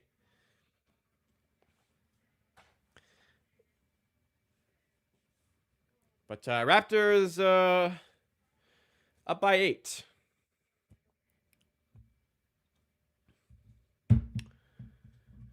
It will snow tomorrow. I'm aware of the snow tomorrow. It's not. I'm not happy. I'm very unhappy to be moving on that day. Let's pour up the second of the evening. The more you drink tonight, the less you pack tomorrow. Am I right? It's probably the same as the first. Probably a little too much head, but that's not bad. Cheers. Thank you guys. Thanks for hanging out with me. I'm not going to El Cubio for the beer tomorrow. Next time I'm in the El Cubio, I'll find some Worka strong Polish beer, though. I'm going to a brewery tomorrow.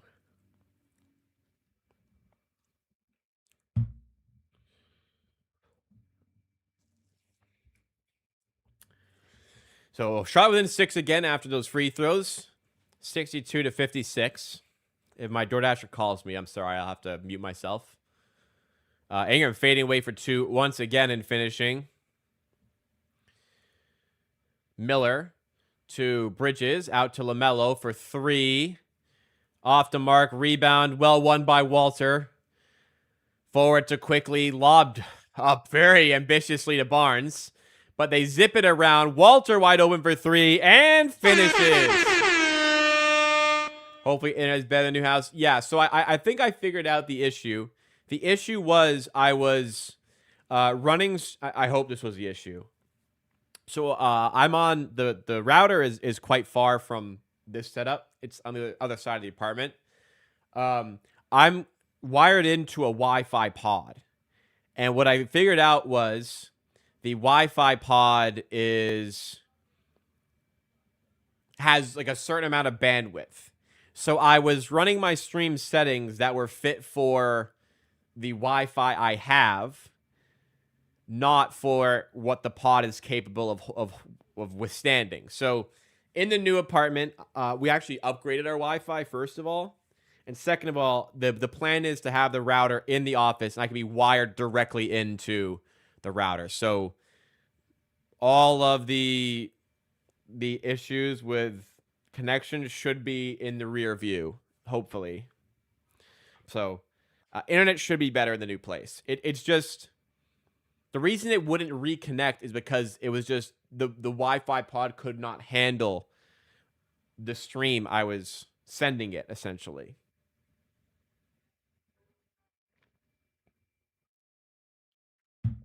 Anyways, Melo at the line for the Hornets.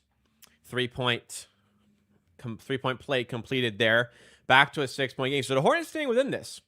You're in. Yes, I have a big U-Haul to pick up tomorrow, or to get someone else picking up for me. I've got a team of people, friends and family, helping me out tomorrow. Thankfully, my boxes are here. Miller for 3. He's fouled. Okay. Get a little nervy now. Chance to make it a 3-point game.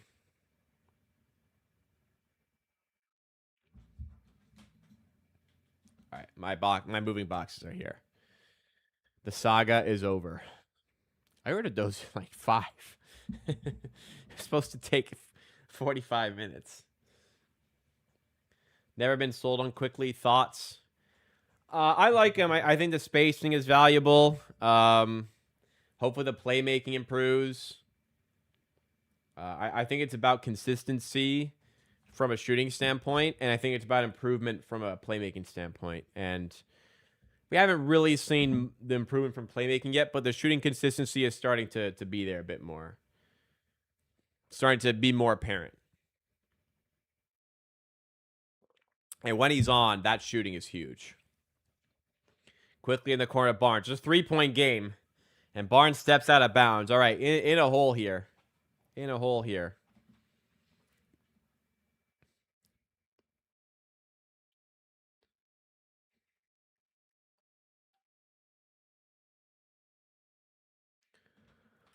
Another foul against Barnes. All right, settle down. Everyone settle down. A lot of time, settle down. Not the chat, the team.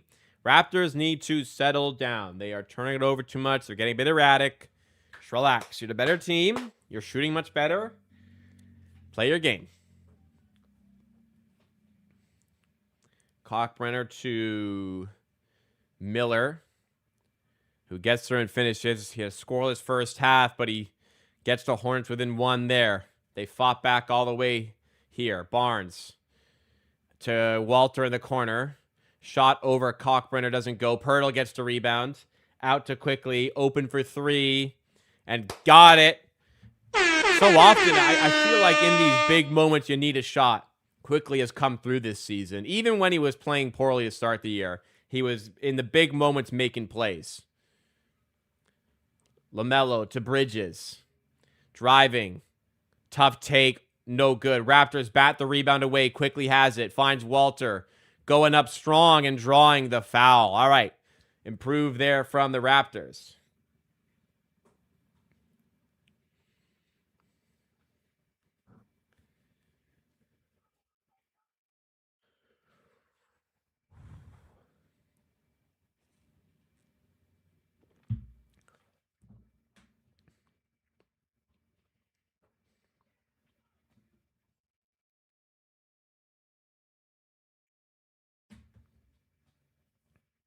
Brandon Miller heading to the locker room here.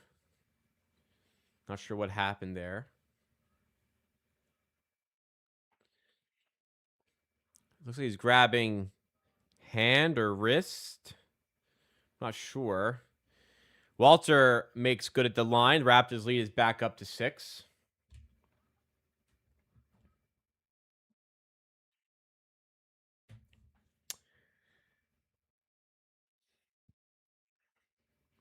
LaMelo dribbles back out to the perimeter, misses the 3. Pirtle on the glass, bats it to LaMelo, unfortunately. LaMelo trying to get through him, and Walter's called for the foul. So it'll send LaMelo to the line.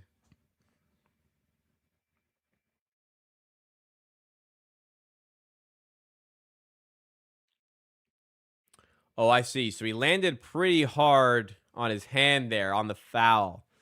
So we'll see what happens. Miller, it looks like he's still holding on to the wrist there. Timeout Raptors. Good timeout.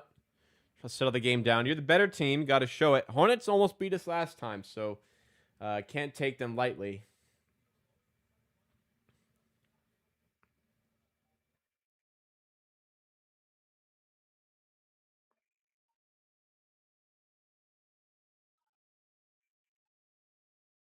What the hell? Fucking notifications lighting up on Twitter. Get out of here. Work to do in this game. Hornets will go to the line when we come back from commercial. Raptors up 6. I'll actually check now their largest lead of the day. The Raptors, have led by as many as 17 tonight, actually. So Hornets have done well to fight back here. Raptors turnovers and fouls costing them the most tonight. Because they've played well, but giving the Hornets extra possessions is keeping them in it.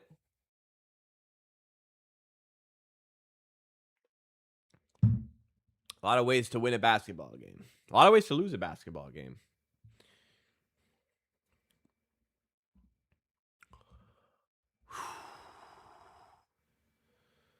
What's everyone got going on this weekend? What you been doing this weekend? What do you got planned tomorrow? Let me know.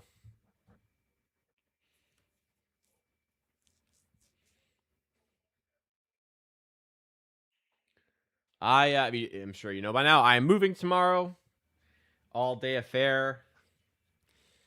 Moving is not fun. I hate moving, but it's a bigger place. Hopefully it's nicer once it's set up. Hopefully happier. My office will probably be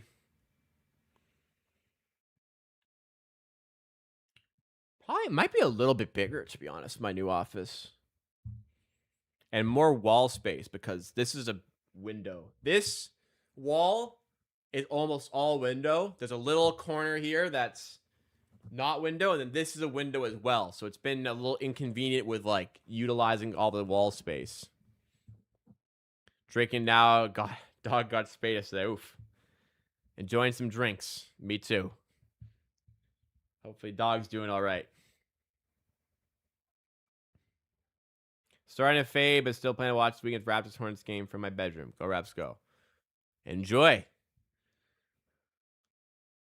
I am ever since I moved out of my parents' house a few years ago, I have not had the desire for watching TV in bed, but that's just me. Raptors come out of tomorrow. I swear the Hornets were going to the line. Maybe I wasn't paying attention. The Raptors won a challenge. But off the inbound, the Raptors score with Pirtle. Other way, LaMelo lobs it up for Cockbrenner for 2. So back to a 6-point game. Mamu getting ready to check in. Ingram under the rim, stopped by Knipple, gets it to Pirtle, and he misses this time.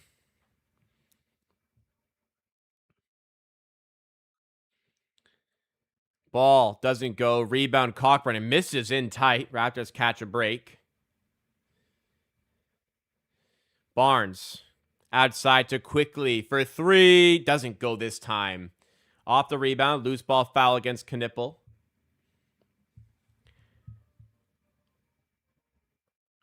Don't let your dog into your bedroom till she settles down into the new place. Dogs get mad and can piss and poop in the bed to show their displeasure. I don't know. My dog's moved once before. There weren't any issues, so I don't see an issue. I don't see that being a problem. My dog's a basset hound, and we're moving into an apartment that has stairs now. It's 2 floors, so probably gonna have to get a child gate so that she doesn't go up and down the stairs all the time. So she probably won't be in the bedroom much, anyways.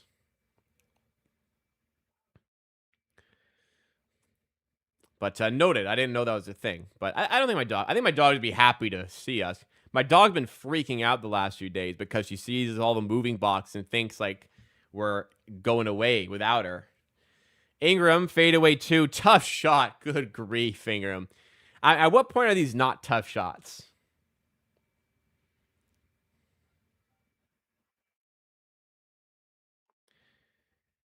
Bridges to the rim. Nice take on the reverse layup. The lead back down to 6. Raptors can't quite pull away. The Hornets can't quite get it down to and keep it within a possession. They got it briefly to a possession, but not since then.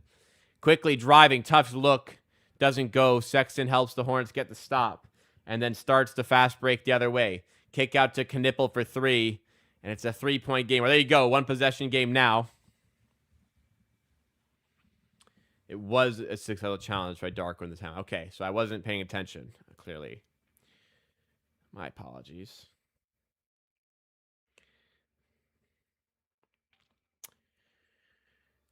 Raptors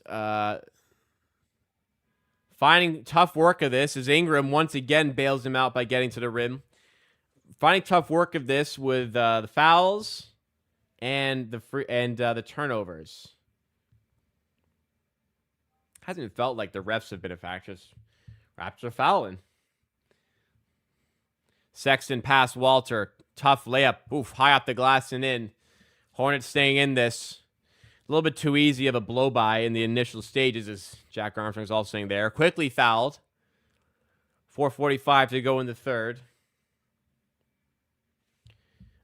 Ingram's got to be at like 22 points, no? Yeah, 22 for Ingram. Oof. Oof.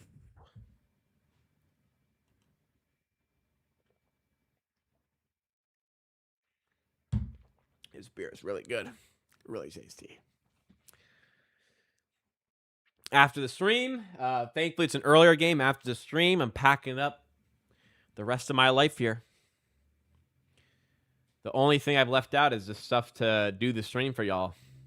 And for me. This is fun. I'm having a good time. A little bit of a break from the stress of packing, which is quite nice. Ingram, turnaround 2. Hold that. Now that, even for him, was a tough shot. And it still almost went. But on the rebound, Murray Boyles, another doing some more great work underneath. Draws a foul.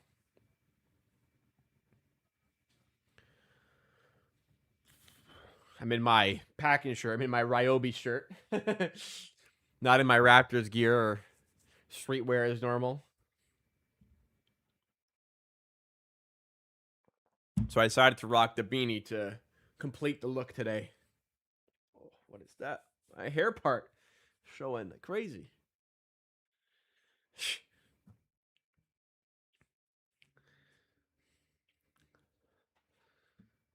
Definitely the first turn I've ever worn a beanie for. Has to be. Murray Boyles to the line.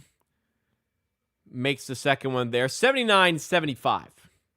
We're in a battle. 4:27 to go in the third. Man to Bridges. Back out to man. Dribbling back around the top, up top to Bridges. Back to man, driving through traffic, kick out to James for three. Off the mark, but Trey Mann is able to get the rebound.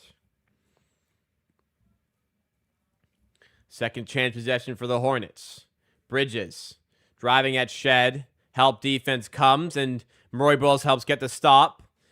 But then Ingram saves the rebound from going out, but finds Bridges right under the rim. And you burn yourself there. I mean, these guys are pros. The classic basic basketball advice is don't save it on your own side. It's tough to do that in the moment, but yeah, that didn't work out there. Score went back in time. The scoreboard I slightly adjusted back because it had gone a little bit out of sync with myself. So if the scoreboard has changed here, I did it manually. Oh, it went back to the first. Oh, I put in the wrong quarter. Okay, I'll fix it right now. Sorry. It was just a little out of sync with me, so I moved it back. I tried to do that a couple seconds. Okay, there you go. My bad. 81-77, 3:28 to go. Now it's insane. It was like a couple seconds ahead of me, and then I fucked it up. Now I fixed it. James batted away by Murray Bill. Long three for Bridges. Off the mark. Ingram on the long rebound. Can we open this back up to 6? Ingram out to Mamu. Now Grady for 3. Tough look. Doesn't go. Murray Boyles again on the glass. Helps earn the extra possession. Good hustle there.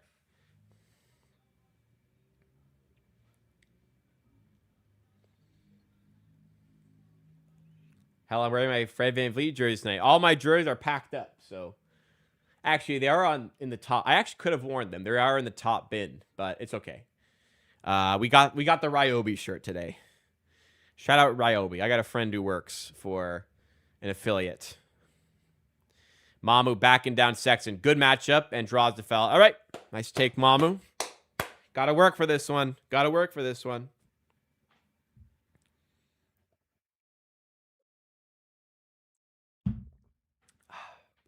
All right.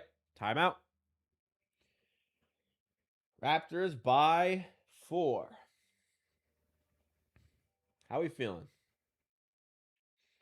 Okay, see this Adidas commercial with Messi and Mahomes? At no point are these guys in the same shot. At no point do they show them in the same shot.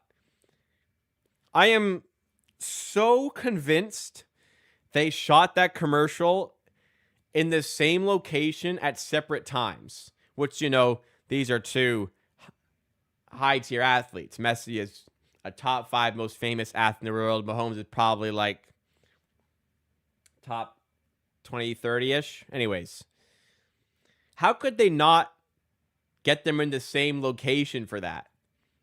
Has anyone else noticed this? Does anyone else give a shit? It's just something that always bothered me about the commercial. It's like pretty obvious to me that they're not filming it together.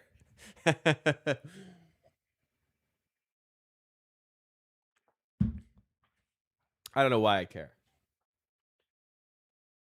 I feel like I like looking for not like mistakes, but what's that YouTube channel that finds like every mistake a movie makes? And they'll count it. Fuck, I forget what the channel's called. I forget. Anyways, that's what I noticed.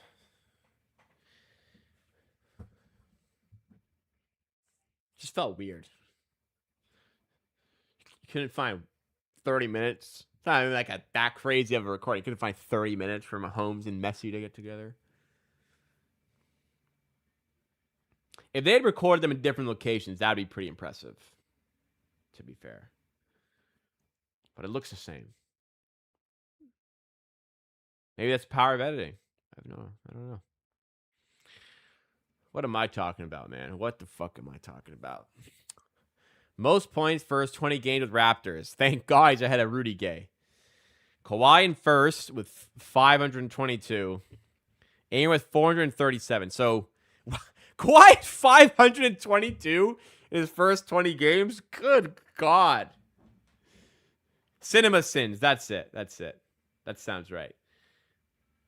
522 divided by 26. Whew.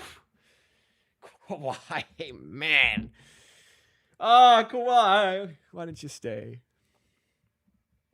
Kawhi was in a post-game media hit talking about, because the Clippers are ass this year, talking about, like, need to build better chemistry, start playing better guys. It's just like, you fucking had everything you fucking wanted. You had everything you wanted. You had all the players you wanted, the chemistry, the team you wanted. Everything was here. The city worshipped you. You were getting free shit everywhere. You were hanging out with Drake and shit. You threw it all away. We had a good thing, Kawhi. What's the line? We had a good thing. You let your selfishness ruin it. Not everything money. Yeah, I guess we didn't have that some fucking tree planting company paying him $20 million under the table or whatever it was. No, not activate. It was some A word.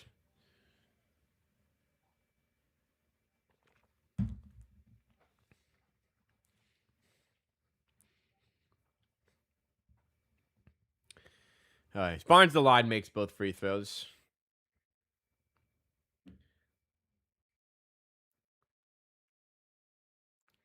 $83.77. Raptors could have fucking like repeated without him. They were so good that next year. Not doing this. Not going down this. Focus on today. We're 14-5. Under the rim. Wow. Tough make there by Bridges. Ooh, wow. 83-79. Excuse me. We're in a battle, man. Under the rim, Barnes. Out to Abaji.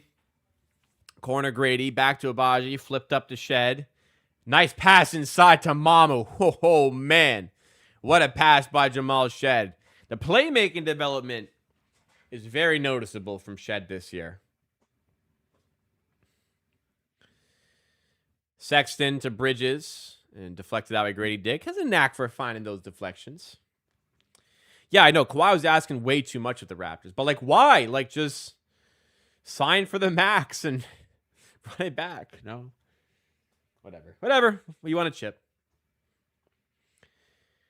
You want a chip. Meanwhile, there's franchises such as, for example, Los Angeles Clippers who have never even been to an NBA Finals. So we should feel grateful for what we achieved. Barnes on the steal. Abaji in transition. Tough look. Doesn't go. Mamu can't finish the rebound. Then Barnes has his attempt block. Raptors should have come away with 2 on that possession. My God.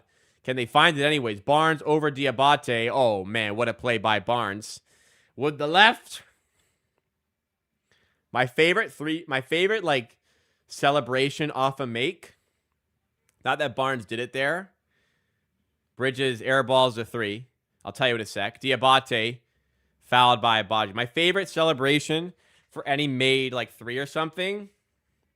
When someone stares at their hand, they run back like this. That's my favorite.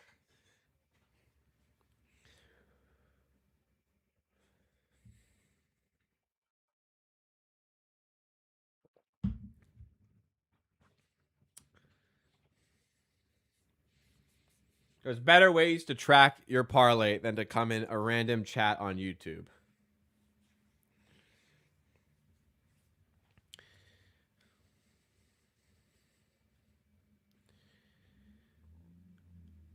At the line, Diabate. What does Abaji do for us? Honestly, this season, not a whole lot. 87-80.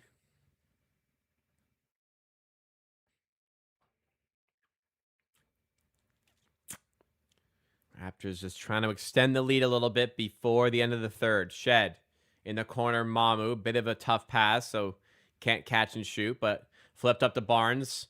And it was a really good pass down low to Mamu, who just wasn't quite ready enough. I mean, Barnes zipped it in, but maybe the hands are up a bit higher. Mamu can gather that and finish. So 30.6 seconds. Shot clock, of course, at 24 here after the turnover. Chance for the Hornets to get back in it a little bit more near the end of the third. Let's get a stop and a make. My allergies have been crazy tonight, man. All the dust, I think.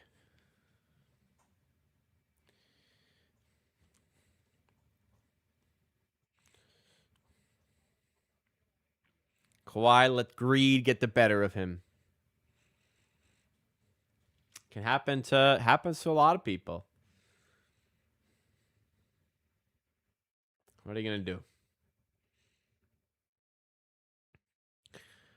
LaMelo Ball taking his time. Double comes from Murray Boyles. Kickball, which will get the shot clock up to 14, so Hornets can get the last shot up of the quarter.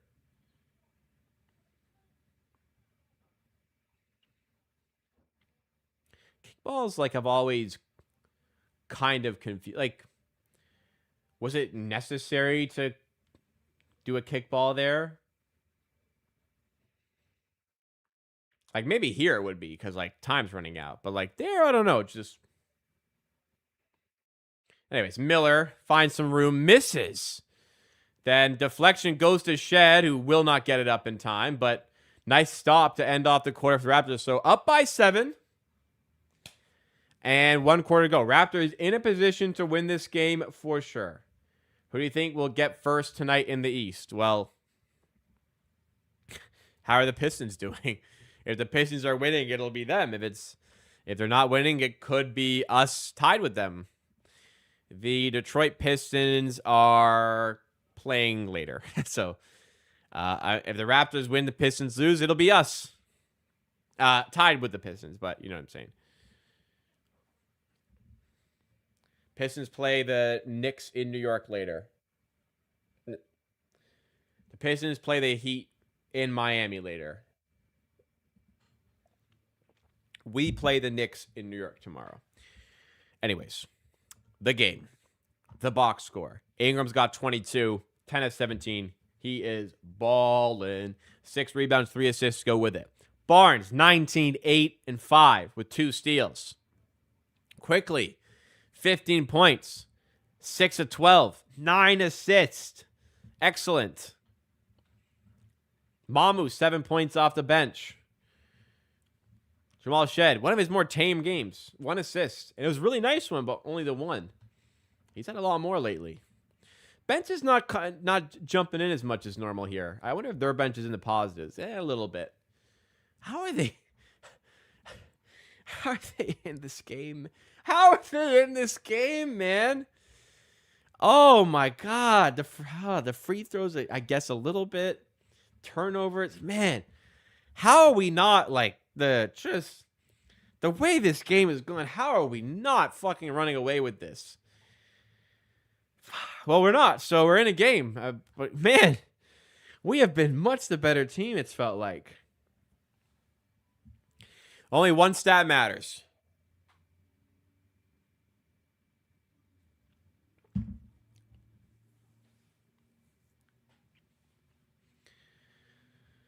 Let's go to work. 87-80. I have a feeling Pistons can get that L tonight. Well, Pistons are 3.5-point underdogs, so they might lose. They're favored to do so.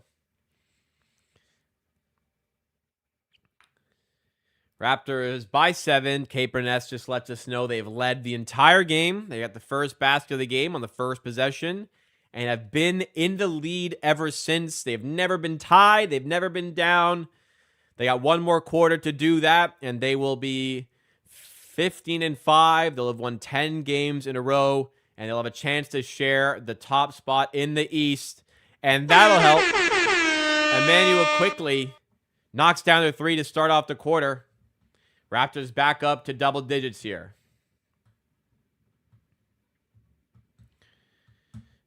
Tomorrow's a tough game. I don't think the Raptors will win tomorrow, so I'd love to win tonight. Raptors will be underdogs tomorrow.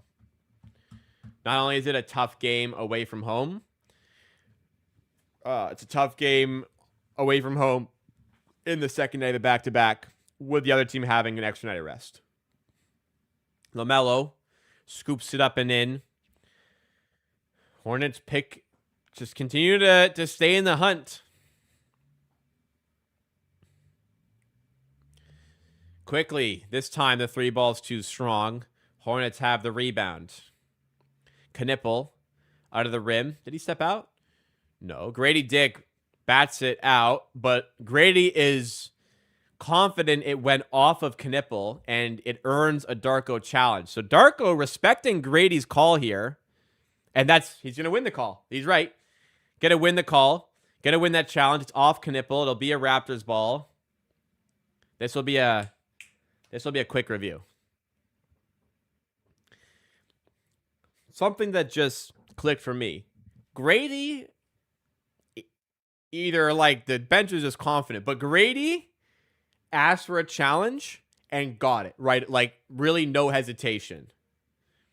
Has Grady earned the respect of the coaching staff for challenges? Like, surely there's guys who would just beg for challenges and it'll be wrong.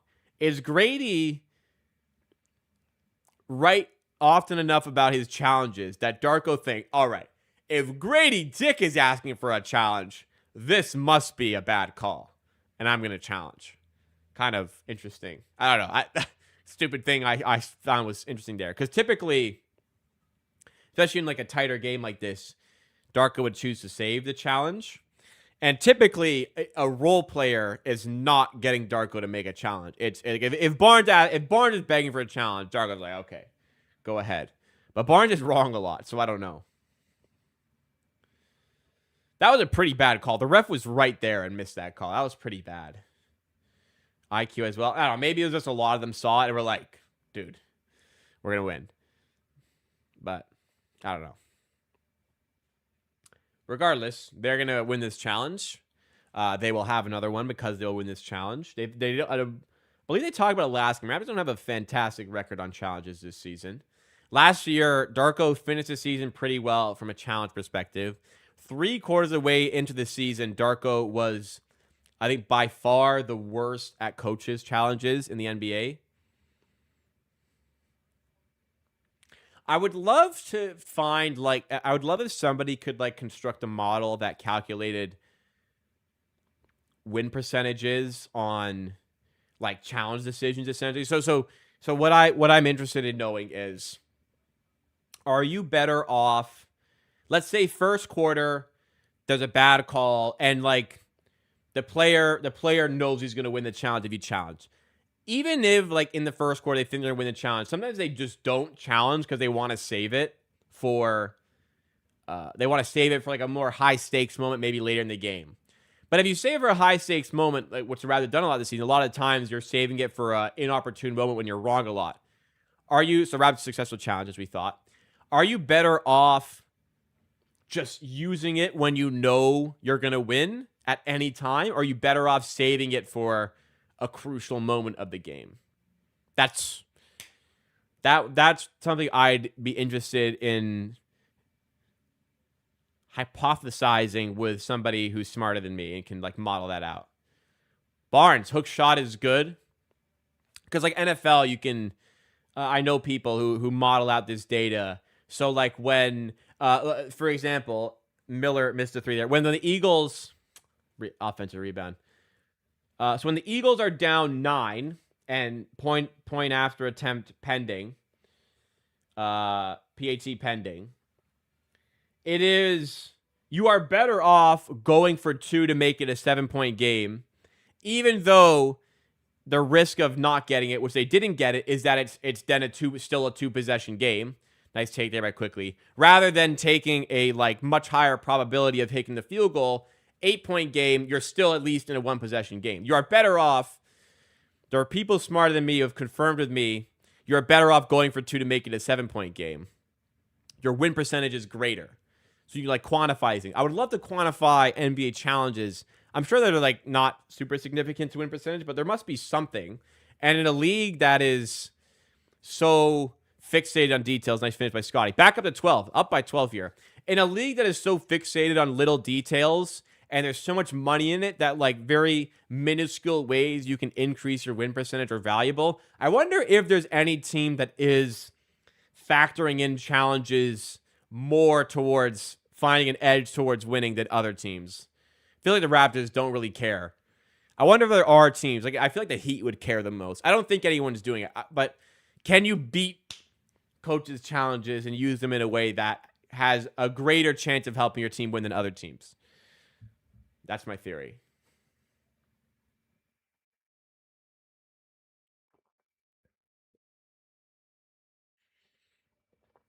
So yeah, Gordon, that's what I'm saying. Like, just use it when you're sure. Don't worry about it. Just win your challenges rather than waiting.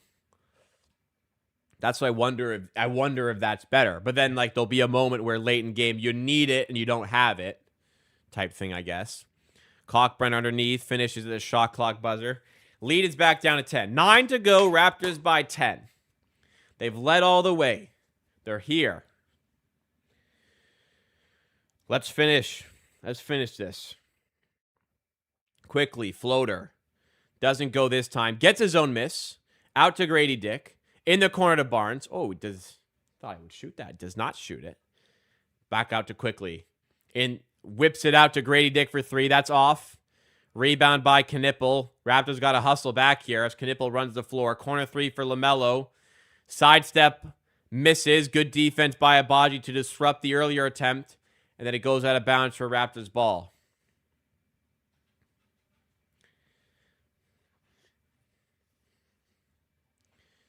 Yeah, especially, I agree, pickleball Pat. When you have 2 challenges available, you may as well use it early, get it right. Then save one.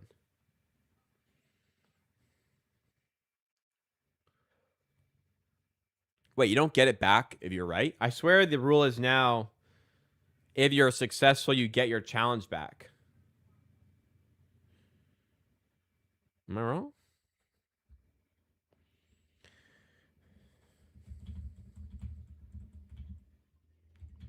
Originally, you didn't. I thought the amendment to the rule was, yeah, you get 2. 2 max. So if you're right first time, you get a second one.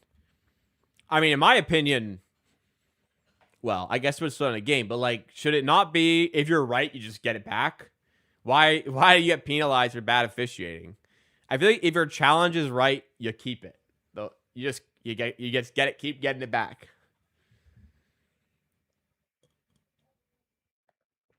Oh, great comment here from Always Audi. Can we get a few more likes in the stream, guide? Well, doing my job for me. Hey, if you are enjoying the stream tonight, getting some enjoyment out of it, having fun Saturday night watching some Raptors hoops, it'd mean a lot if you could just take a second out of your day to hit the like button. Holy fucking smokes. 250 people here tonight.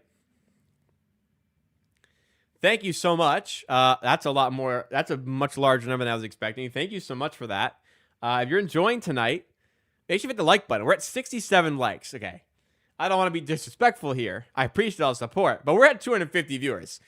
We gotta be at 100 likes. We gotta get that up. And if you like the Raptors, I do news shows about the Raptors every Monday, Wednesday, and Friday at 5 p.m. Not this Monday because I'm moving on Sunday and it's gonna be too busy.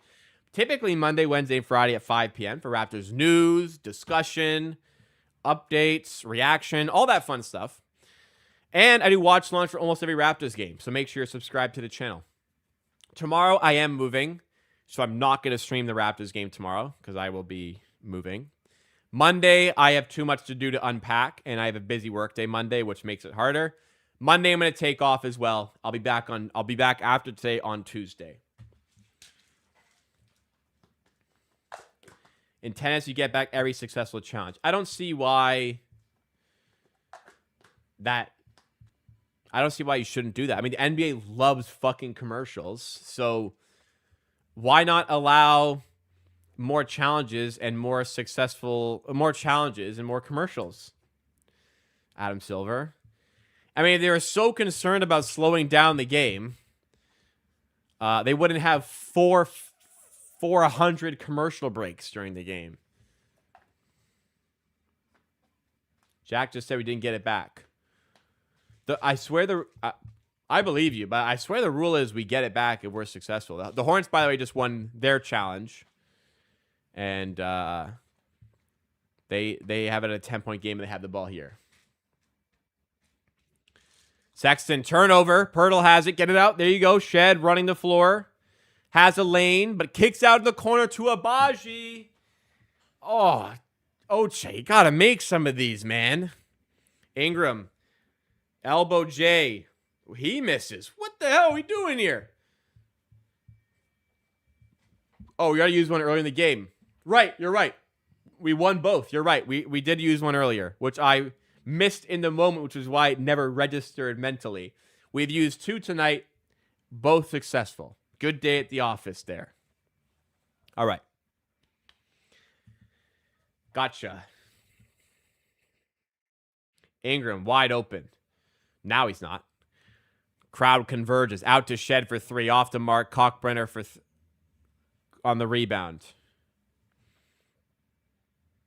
I am prepared to admit right now, I'm pretty sure Cockbrenner was selected after Elijah Martin, who we've not seen, and we don't have any info on him yet. I'm prepared to say we probably should have taken Cockbrenner, as I'm sure other teams are suggesting. He is a better defender than I expected him to be for the NBA level. If you want to speed up the game, give the successful challenges back and use a college free throw. If you miss one, you don't get the next one. I'd rather get the calls right. I don't really care about the game slowing down. And the NBA clearly doesn't, because a 48-minute game takes 2.5 hours, right?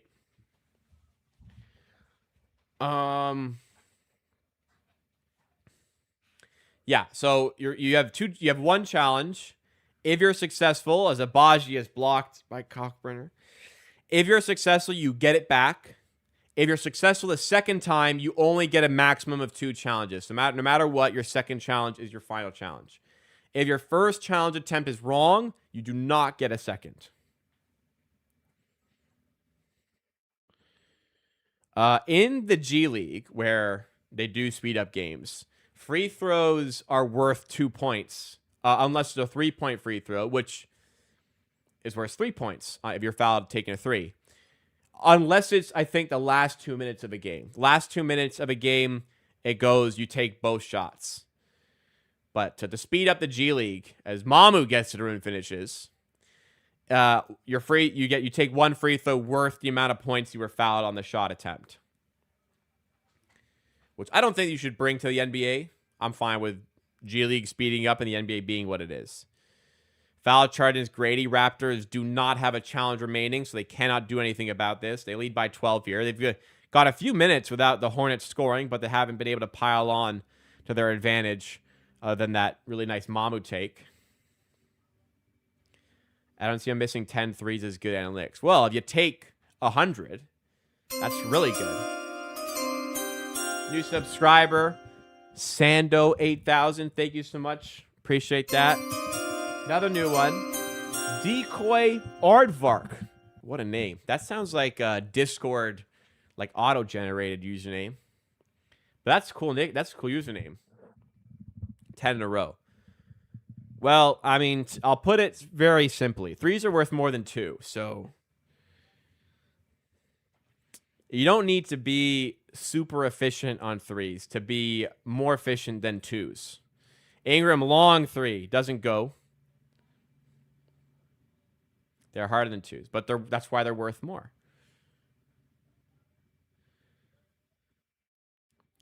I only need to shoot, let's say a good day shooting from 2 is 50% for a team. Maybe, probably a bit higher. But a good day, a solid day shooting from 2 is 50%. I only need to shoot 34% from 3 for those 3s to be more valuable than the 2s. And at this point, it's 2025. We have extensive research into this, proven that proven the value of the three-point shot, hence why it's become so dominant in this era of the NBA. Mamu, nice turnaround finish there. I personally did a project in school on the value of the three-point shot.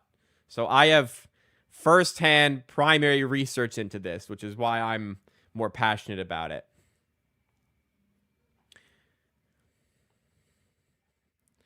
$100-90. Nice pass by Mamu down to Walter. Getting past McNeely and finishing. Oh, it's traveled.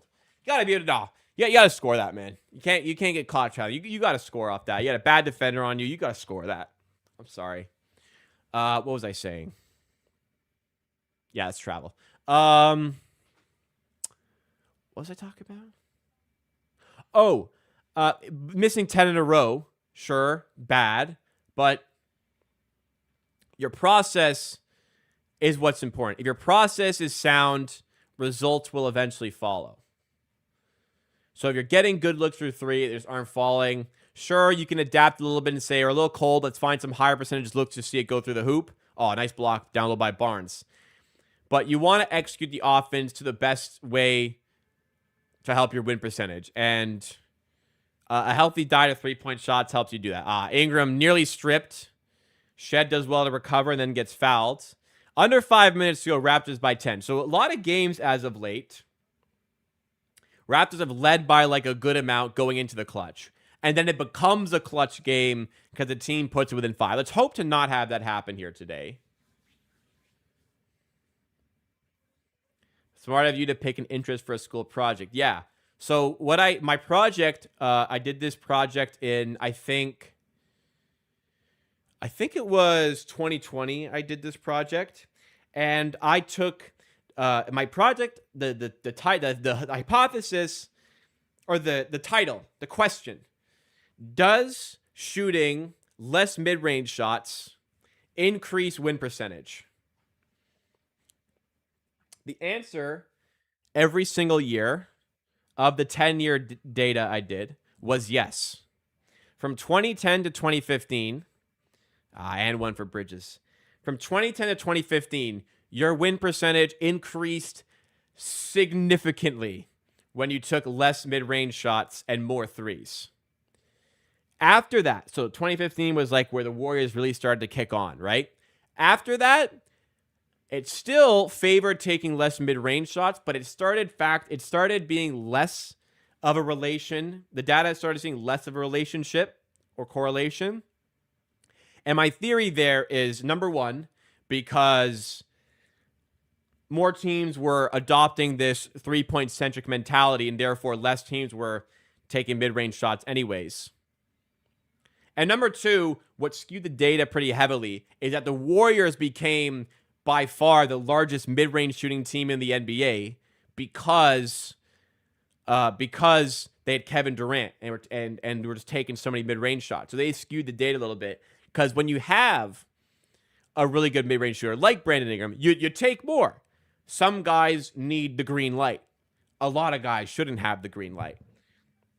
So in the end, yes, taking less mid-range shots helped win percentage in that era. I think we've gotten to a point, though, where enough teams recognize that and are only green lighting specific players that data wouldn't be as relevant today, because we all know that was really we are still in the transition phase at that point.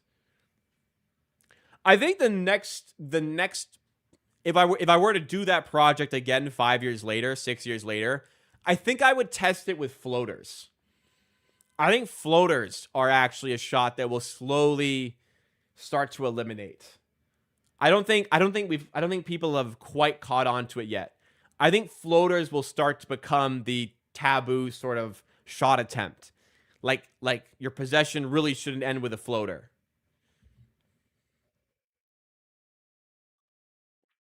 Unless you're a specific player who's good at it. What a nerd, huh?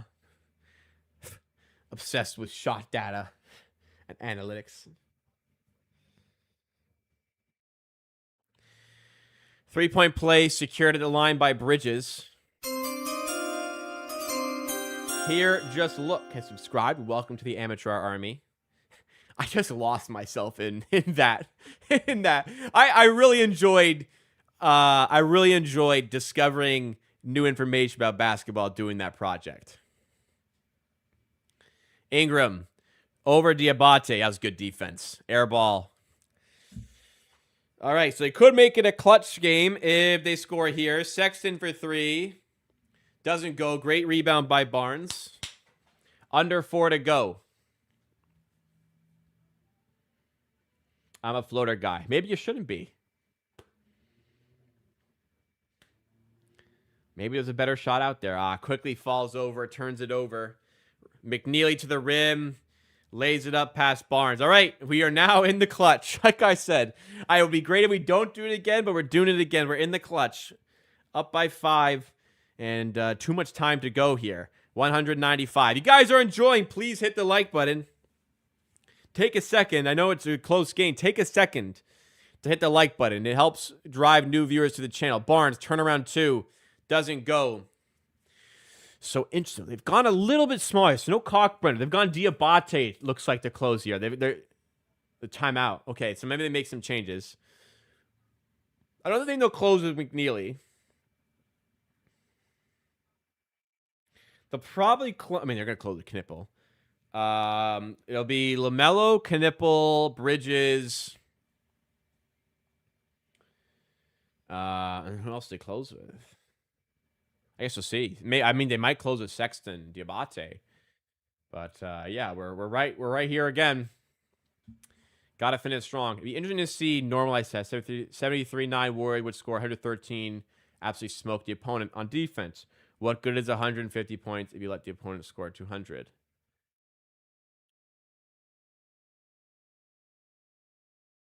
Oh, I don't understand what you mean by that. No. Oh, because you're saying Warriors defense. I don't understand. Can you reword that? I'm not really sure. Also, what teams have started to do, and again, all teams caught, but what started to become an interesting trend as well, which I found, was that there were certain teams who allowed more mid-range shots and were more successful. So 2010 to 2015 was a real opportune moment in NBA history where if you were ahead of this data and ahead of this trend, you were able to garner tremendous success like the Golden State Warriors and, for a period, the Houston Rockets, who eliminated mid-range completely. They took so many threes in this era with Harden. They were the first real 5-out team, right? And look how popular that became. But teams, it's one thing to eliminate shooting mid-range on offense, but to force teams to take mid-range shots and the other end is interesting because you're forcing up low percentage shots. Sexton, long 3. Wow, tough shot. Okay, enough about mid-range shots. We're in a battle here. 10-0 run by the Hornets. 100-98. Raptors have found a way through these games so often. Can they do it one more time tonight? I say this every game, I think. We go up by a lot, then they make it close, and then we win in the clutch. But can we do it again? I don't know. Foul against James. 2:30 go. I did not expect James to be closing here. When a team player scores a certain amount of points, it's important to see that in full context. How much are others scoring in the league on the same team, same game? Well, the research I did was just percentage of field goal attempts that were mid-range shots. I didn't take a total number. The data that was more interesting to me was percentage of total field goal attempts that occurred in mid-range rather than just mid-range attempts. If that's hopefully answering the question. Ingram, tough 2. Off the mark this time. Walter, huge rebound.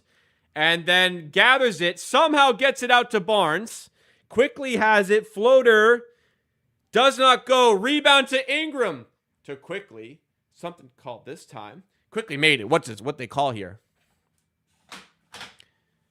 I think a loose ball foul against the Hornets. So it's side out of bounds for the Raptors. Okay, so that was the answer. Good. I did also scatter plot the data of total mid-range attempts, but the more accurate data, like you said, was percentage of attempts that occurred in a specific location. Anyways, under 2 to go, 2-point game. Ingram going at James. At the shot clock buzzer, out of bounds, and then tipped out. Hornets have it with less than 2 to go.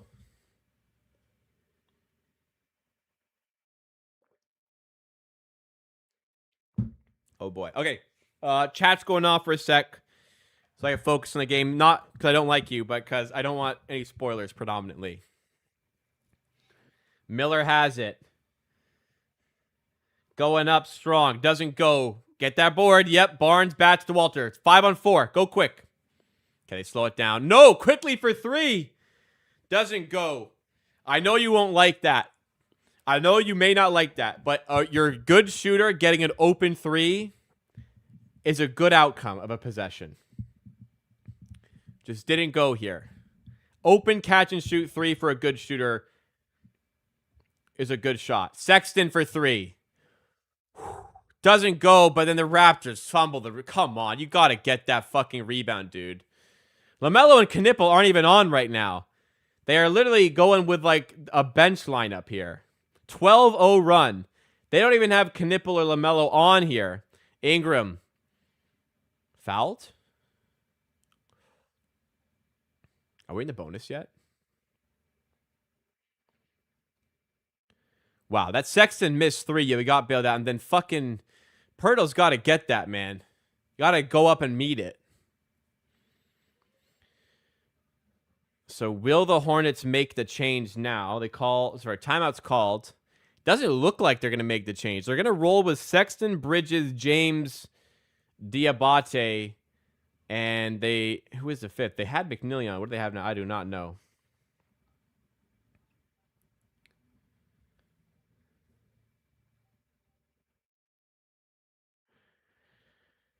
Well, it's just like the last game against the Hornets, I suppose. So Hornets bench, I think, has been the story tonight. Diabate's plus 15, Sexton's plus 13, McNeely's plus 7, James is plus 7. So where the Raptors have garnered a lot of success from their bench, hasn't quite been the case today. And the Hornets bench is even trumping the Raptors starters here. 12-0 run. This would be a pretty gut-wrenching way to end the losing streak.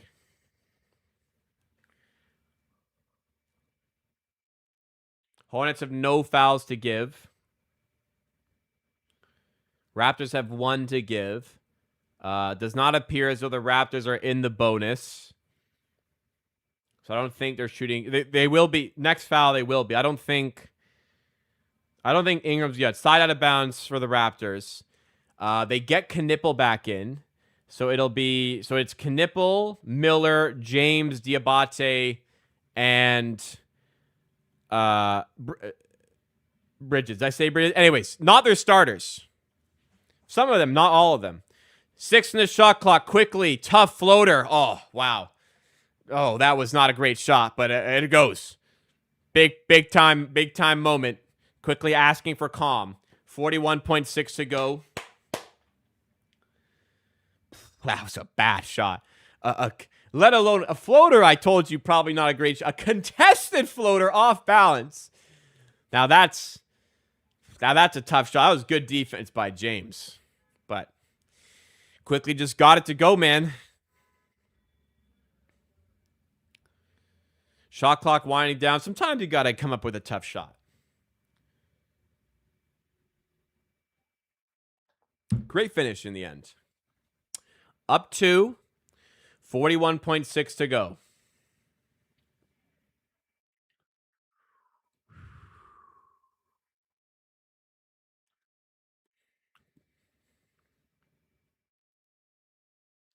This is the 4th longest win streak in franchise history. Wow. We have not been to this level since 2020. Let's finish. Let's go in this one. I can accept, probably a loss to the Knicks. Second day back-to-back. Knicks have an extra night of rest. I'd be pretty peeved if they lost this one, considering the position they were in. All right, finish strong. 400 people. Good Lord. Don't forget to like. Knipple. Inbounds for the Hornets. He's got Sexton. Quickly the defender. Quickly doing well to stay with him. Then he fouled him. Foul to give. Foul to give. Probably didn't want to use it there. Didn't get blown by, at least. Keep adjusting my hat. I'm nervous. Didn't need to foul. You had him. Hands up. Knipple to Diabate. Now Miller. Barnes doing well to recover and stay with him. Miller. Travel? No. Knipple. Going at Walter. Finding some space. Miss. Get the board. No! Get the board. Bridges gets fouled. You got to stop. Get the fucking board. That hurt. Bridges to the line. Walter did a great job on Knipple there. And then the board. Just bounced out. Where was the foul? Chance to tie at the line. And he missed. Got a rebound. How many timeouts? Do you get in? We have Barnes. I guess you bring in Mom, but you're not getting a size advantage. I would just say, do you get in a rebounder? Okay, you got a board here. Surely he doesn't miss on purpose here. Makes it. Up by 1. Need to make free throws. Do you sub in some free throw shooters for this? Getting it in for Ingram. Up for Quickly. Now to Barnes. Not the guy you probably wanted. Okay. Not the guy you probably wanted at the line. I mean, what's stopping you from... I guess you have to keep doing this. Like, what's stopping you from subbing in all your best free throw shooters and advancing the ball? Makes the first. All right. 2-point game. 103-111. Kalkbrenner in for rebounding, of course.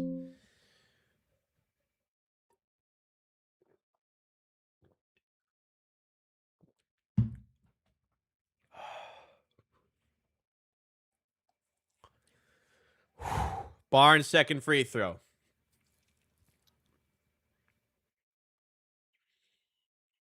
Makes both. Wow. Clutch. 3-point game. Woo! All right. That was clutch, man. I'm a nervous wreck watching that. How do they make them under that pressure, man? I have to fucking piss. Like, I cannot go right now. All right. One last play. Okay. So, 12.6 to go. What's stopping you from subbing in Jamal Shed to play defense on this possession? Right? Because, I like Quickly, but we have a timeout on, if we have to, inbound, you want to get a free throw shooter and whatever. What is stopping you from just getting in your best defenders in this? I don't think they're going to do it. They're going to roll with the starters. Shed's in a tracksuit, but to me, they got to get a make here. Bring in your best defender. No, your best point of attack defender. Not going to do it. Just rolling with the start. I mean, I get it. You roll with the starters, but just feels like you have the opportunity to go into a specialist set. You do it. If you had no timeouts, then yeah, leave quickly in. But you have a chance to call and make a sub. I guess they want the opportunity to not call a timeout next play. I don't know. Whatever. Let's get a stop. 104-101. Here's the inbound from James to Knipple for 3. Oh, that's tough. Wow, what a shot. Whoo. Timeout, Darko. Jeez, this guy's good.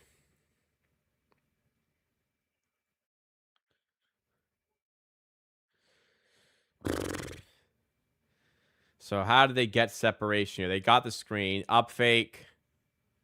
He just got Ingram. He got Ingram. He got him.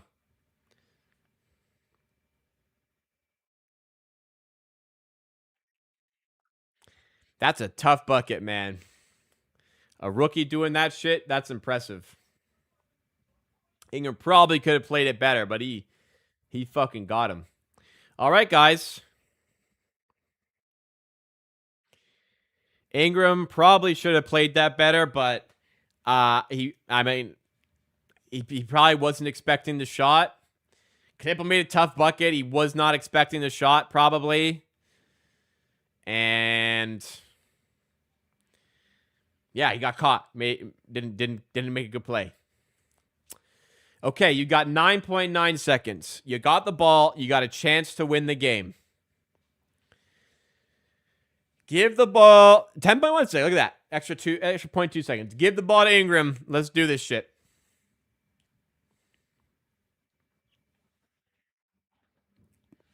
(104-104). Please don't spoil in the chat no matter what happens. Let me react. We want a good clip if they make, Barnes to inbound. Got to get into Pirtle. Yeah. They're trying to get it to Ingram. They get it to Ingram now. 6 seconds to go to work on James. Going at him. Tough shot. Not this time. Couldn't get it to him. Oh, fuck. Good defense, honestly. They couldn't get the ball into him. And when he did get it, there was not enough time to, think about not double. The double came. Yeah, good defense by James. All right. Work to do in overtime. I told you I got to piss. I'm going to do that. When you got to move out tomorrow, not a great day to have overtime. But we have overtime, free basketball. I'm going to quickly piss. Good opportunity for you while I'm gone to smash that like button.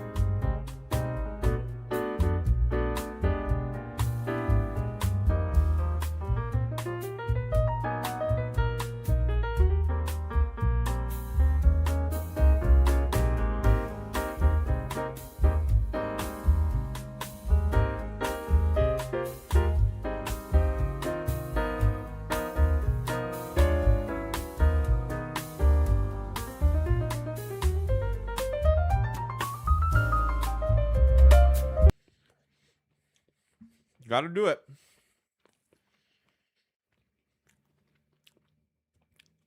Honestly, man, Knipple got Ingram there. What are you going to do?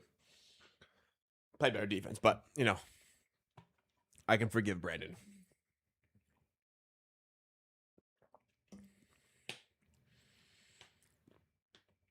All right. Well, got to do an OT. Have we had OT this year? Is this our first OT? Might be.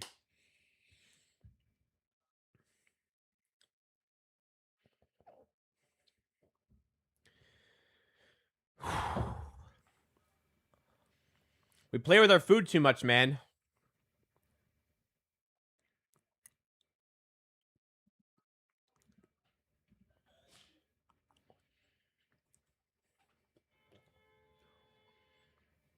Common sense to foul before they set up for a three. I wouldn't call that common sense, but there's a case to be made when you're up three, you foul. Not wrong.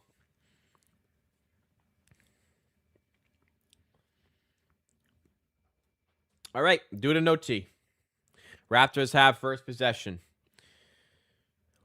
Working on Diabate. Getting to the rim. Spins around and falls.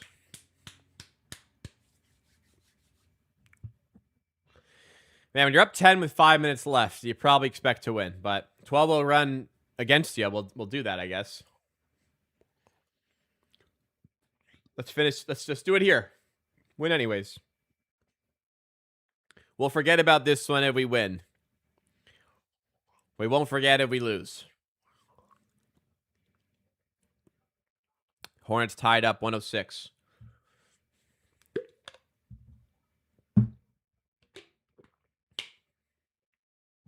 Quickly. Driving at Knipple. Step back, long two. You could probably get a better shot than that. There's time with the shot. We could probably get a better shot than that. They're rolling with James. They're going to keep James. It's Sexton, Knipple, Bridges, and Diabate. So LaMelo been out for a while here. And they're doing much better since that point. Bridges, corner three. They got a lot of momentum. Corner three falls for Bridges. They lead for the first time tonight. It's overtime, and it is the first lead for the Hornets. Raptors have Shed, Quickly, Ingram, Barnes, and Pirtle for the clutch. Barnes backing down Bridges. Spinning to the right, off the glass. No good. Pirtle tips it in. Down by one.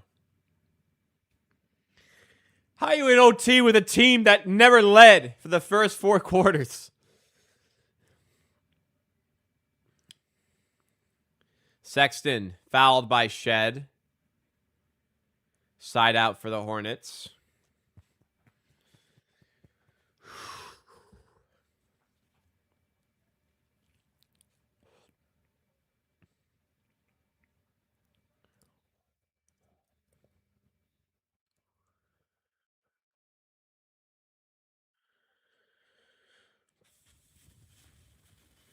Knipple has it. They want Shed to go. They got Shed guarding him. Switches on to Barnes. Download to Bridges. And he fouled. Did he travel? Heading to the line. I mean, I know he's like, you think he might dunk, but like, if I'm 7 feet tall and there's 2 seconds of the shot clock, I might live with the consequences of just putting my arms out and asking him to hit a shot, you know? Tough in the moment. Miller and LaMelo, who you would say come into the season, their best 2 players are on the bench here. The Hornets make this remarkable potential comeback. Bridges to the line, misses this time. Misses again in the clutch, so it's a 2-point game. Barnes, don't get irrational. Let's chill, and nearly turned it over. 2:30 to go, halfway through overtime. Raptors down 2. Did not trail at all for the first 4 quarters, but trail in overtime. Ingram for 3 for the lead. No good. Rebound Knipple. We haven't even gotten like a relatively good look yet in overtime either. Bridges. Over top it quickly, finishes, and it's a 2-possession game for the Hornets now. It's not looking good. Come on, come up with a good shot here. Come up with a good shot.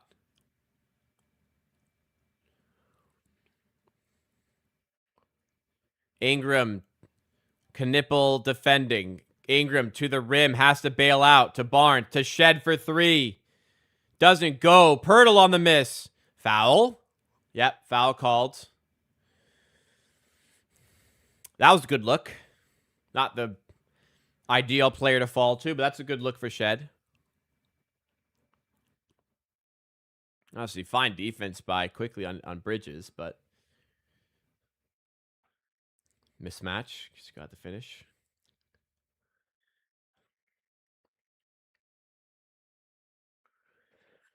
Side out for the Raptors. Barnes to Shed.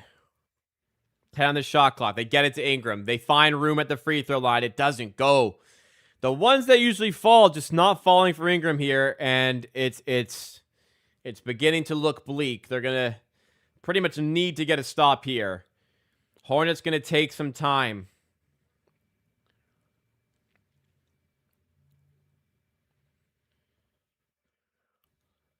Turnaround jumper from Sexton. Man, they're not missing right now. Oh. Looking like at the end of the win streak, unfortunately. Unless something crazy happens. Raptors down 6 with 1:10 to go in OT.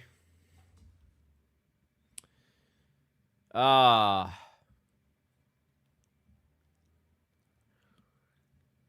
Ingram, rough for it. He was 10. He missed his last 8, unfortunately. Just not happening for Ingram in the 4th and OT.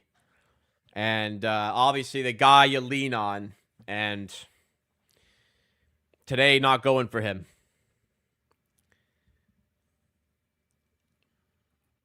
Yeah, I don't think Ingram scored since the 3rd quarter. Well, still time to change that, but bench minutes not as successful as normal. Charlotte's bench has changed the game completely. The likes of Diabate, Sexton, and James. And the Raptor is just offense dried up. Offense dried up in the clutch. Or the last 5 minutes, offense dried up. In OT, offense dried up.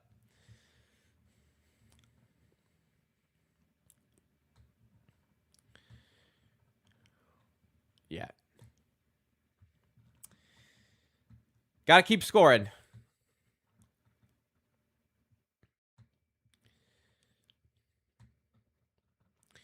.112 to go, Raptors ball. Pretty much just have to score in some capacity here. All right, Walter in the game for Shed. All right, sorry, Walter in the game for Pirtle. Foul called against. So, the whistle went. I'm not sure why. Something called. Shed has it to Quickly. A download of Barnes, defended by Bridges. Barnes, good finish with the left. Keeping Toronto in it. 4-point game, 1:02 to go. They have enough time to do it. But down 4, Bridges. Double comes with Ingram and Walter. Gets it out to James.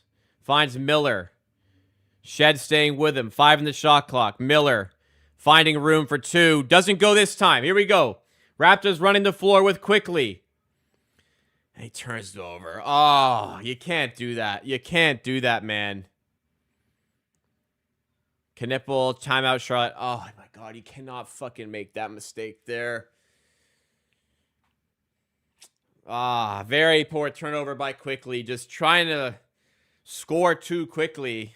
Sorry. No pun intended. Just trying to work too fast. Oh, that kills it. All right, well, stop. You need to stop and make and force some free throws up by the Hornets here. Yeah, Quickly. That's bad. He's been good tonight, but obviously a mistake there.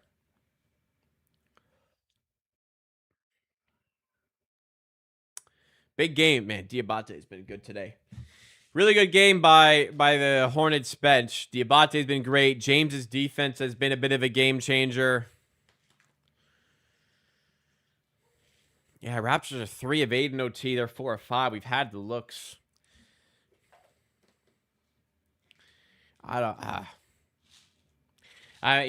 can't win every single game you play, I guess.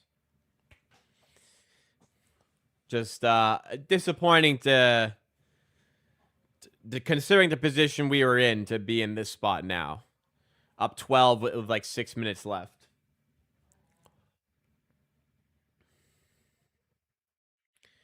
A game the Raptors probably win 9 out of 10 times, I'd say, given that spot with like 5 minutes to go in the fourth. Probably a win percentage above 90%, but sometimes you get these outcomes.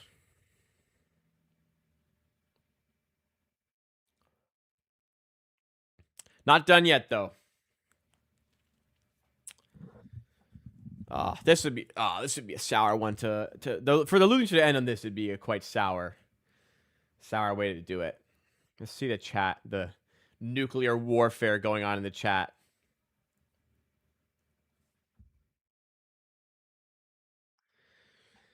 How's Quickly's 9-20 with 22 points and 10 assists? I certainly wouldn't call this a bad Emmanuel Quickly game.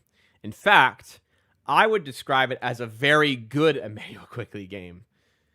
If Emmanuel put up 22 points and 10 assists efficiently every night, that'd be pretty good. But obviously made a mistake there. Yeah, the team not scoring for like 5 minutes in the fourth certainly didn't help. No, and that's on everyone really. Oh, Barnes nearly got the steal. Sexton to get over half court, gets it to James, and he's fouled. Yeah, need them to miss now. I actually don't know enough about Zion James to know his free throw percentages.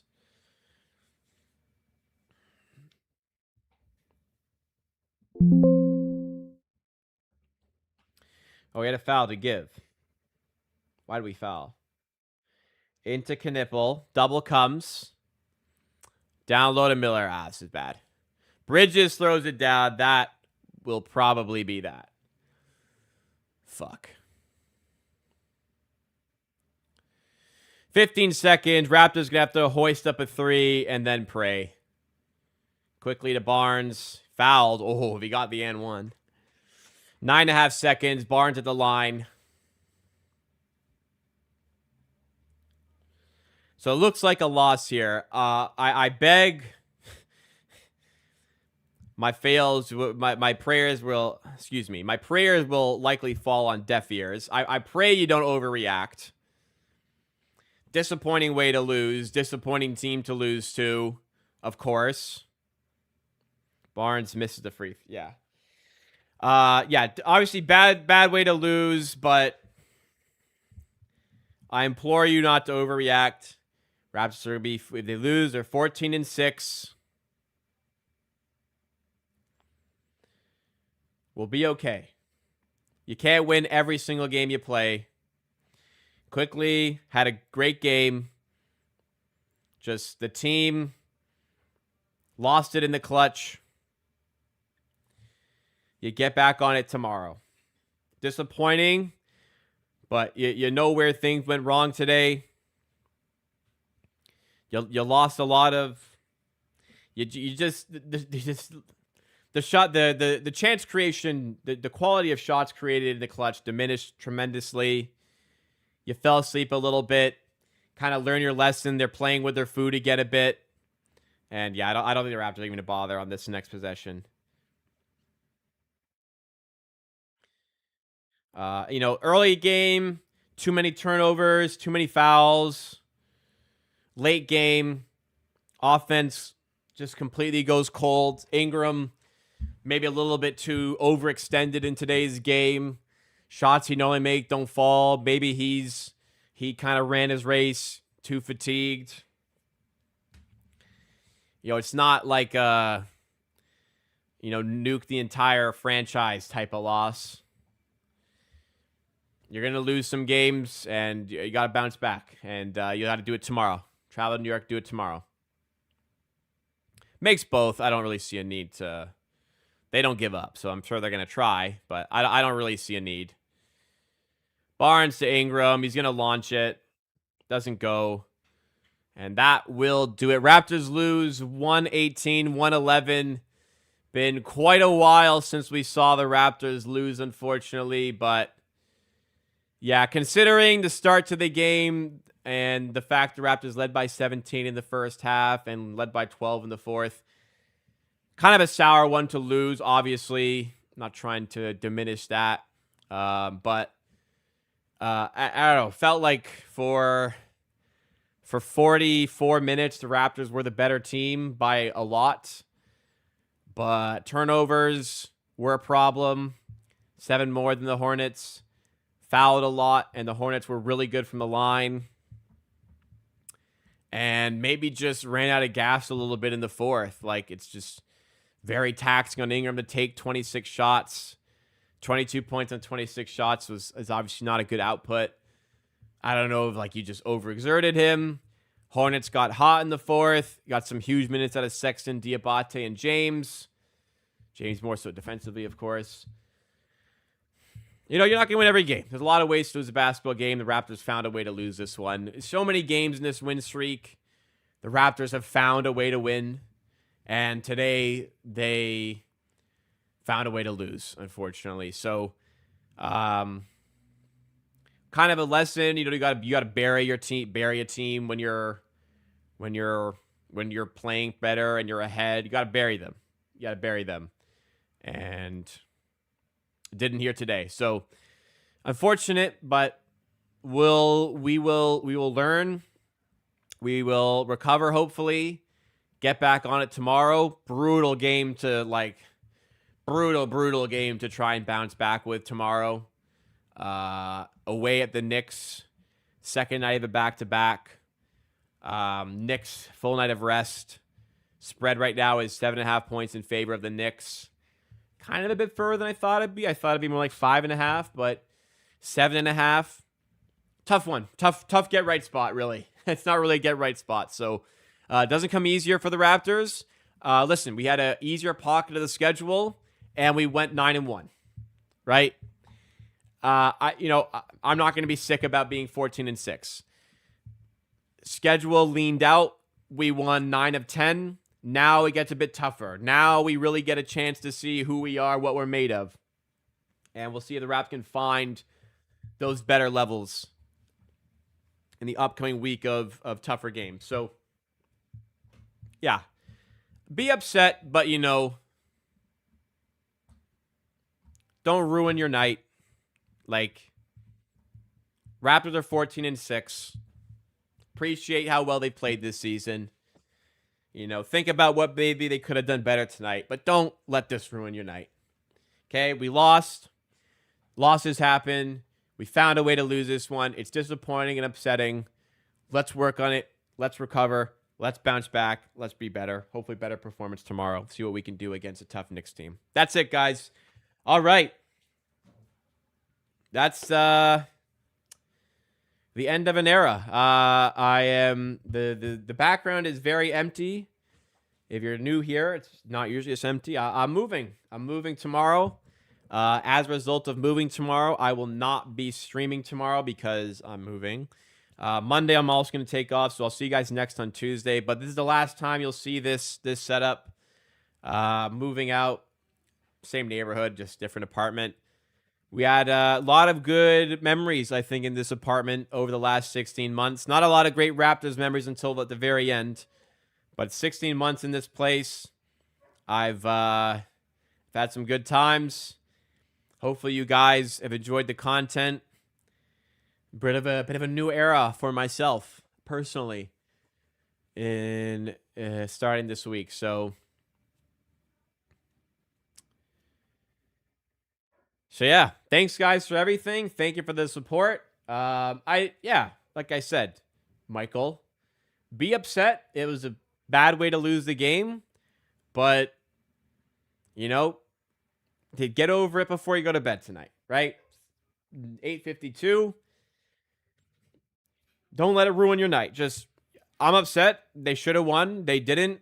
That's a game, you look records end of the season, think, fuck, if we had gotten that one, it sucks. You know, you should have gotten it, but don't let it ruin your night. Raptors are 14-6. We're in a good spot. We've had a good season so far. Lots of games to go. We'll make it up. Let's try to make it up in other ways. That'll be it. You're gonna lose. You're gonna lose something like that. 9 out of 10 times, they probably win that game. Probably more, considering where they were. But they did it. So thank you guys. This is the end of this spot. I'll see you guys on Tuesday. Do me a favor before you head out. Hit that like button to support the channel. Please make sure you're subscribed to Amateur Sports. I'm live for almost every Raptors game, plus typically Monday, Wednesday, Friday, 5 p.m. Eastern time. And I post clips throughout the week. Great time to get involved with the channel. And yeah. When I return, it's going to look, background's going to look a little bit different.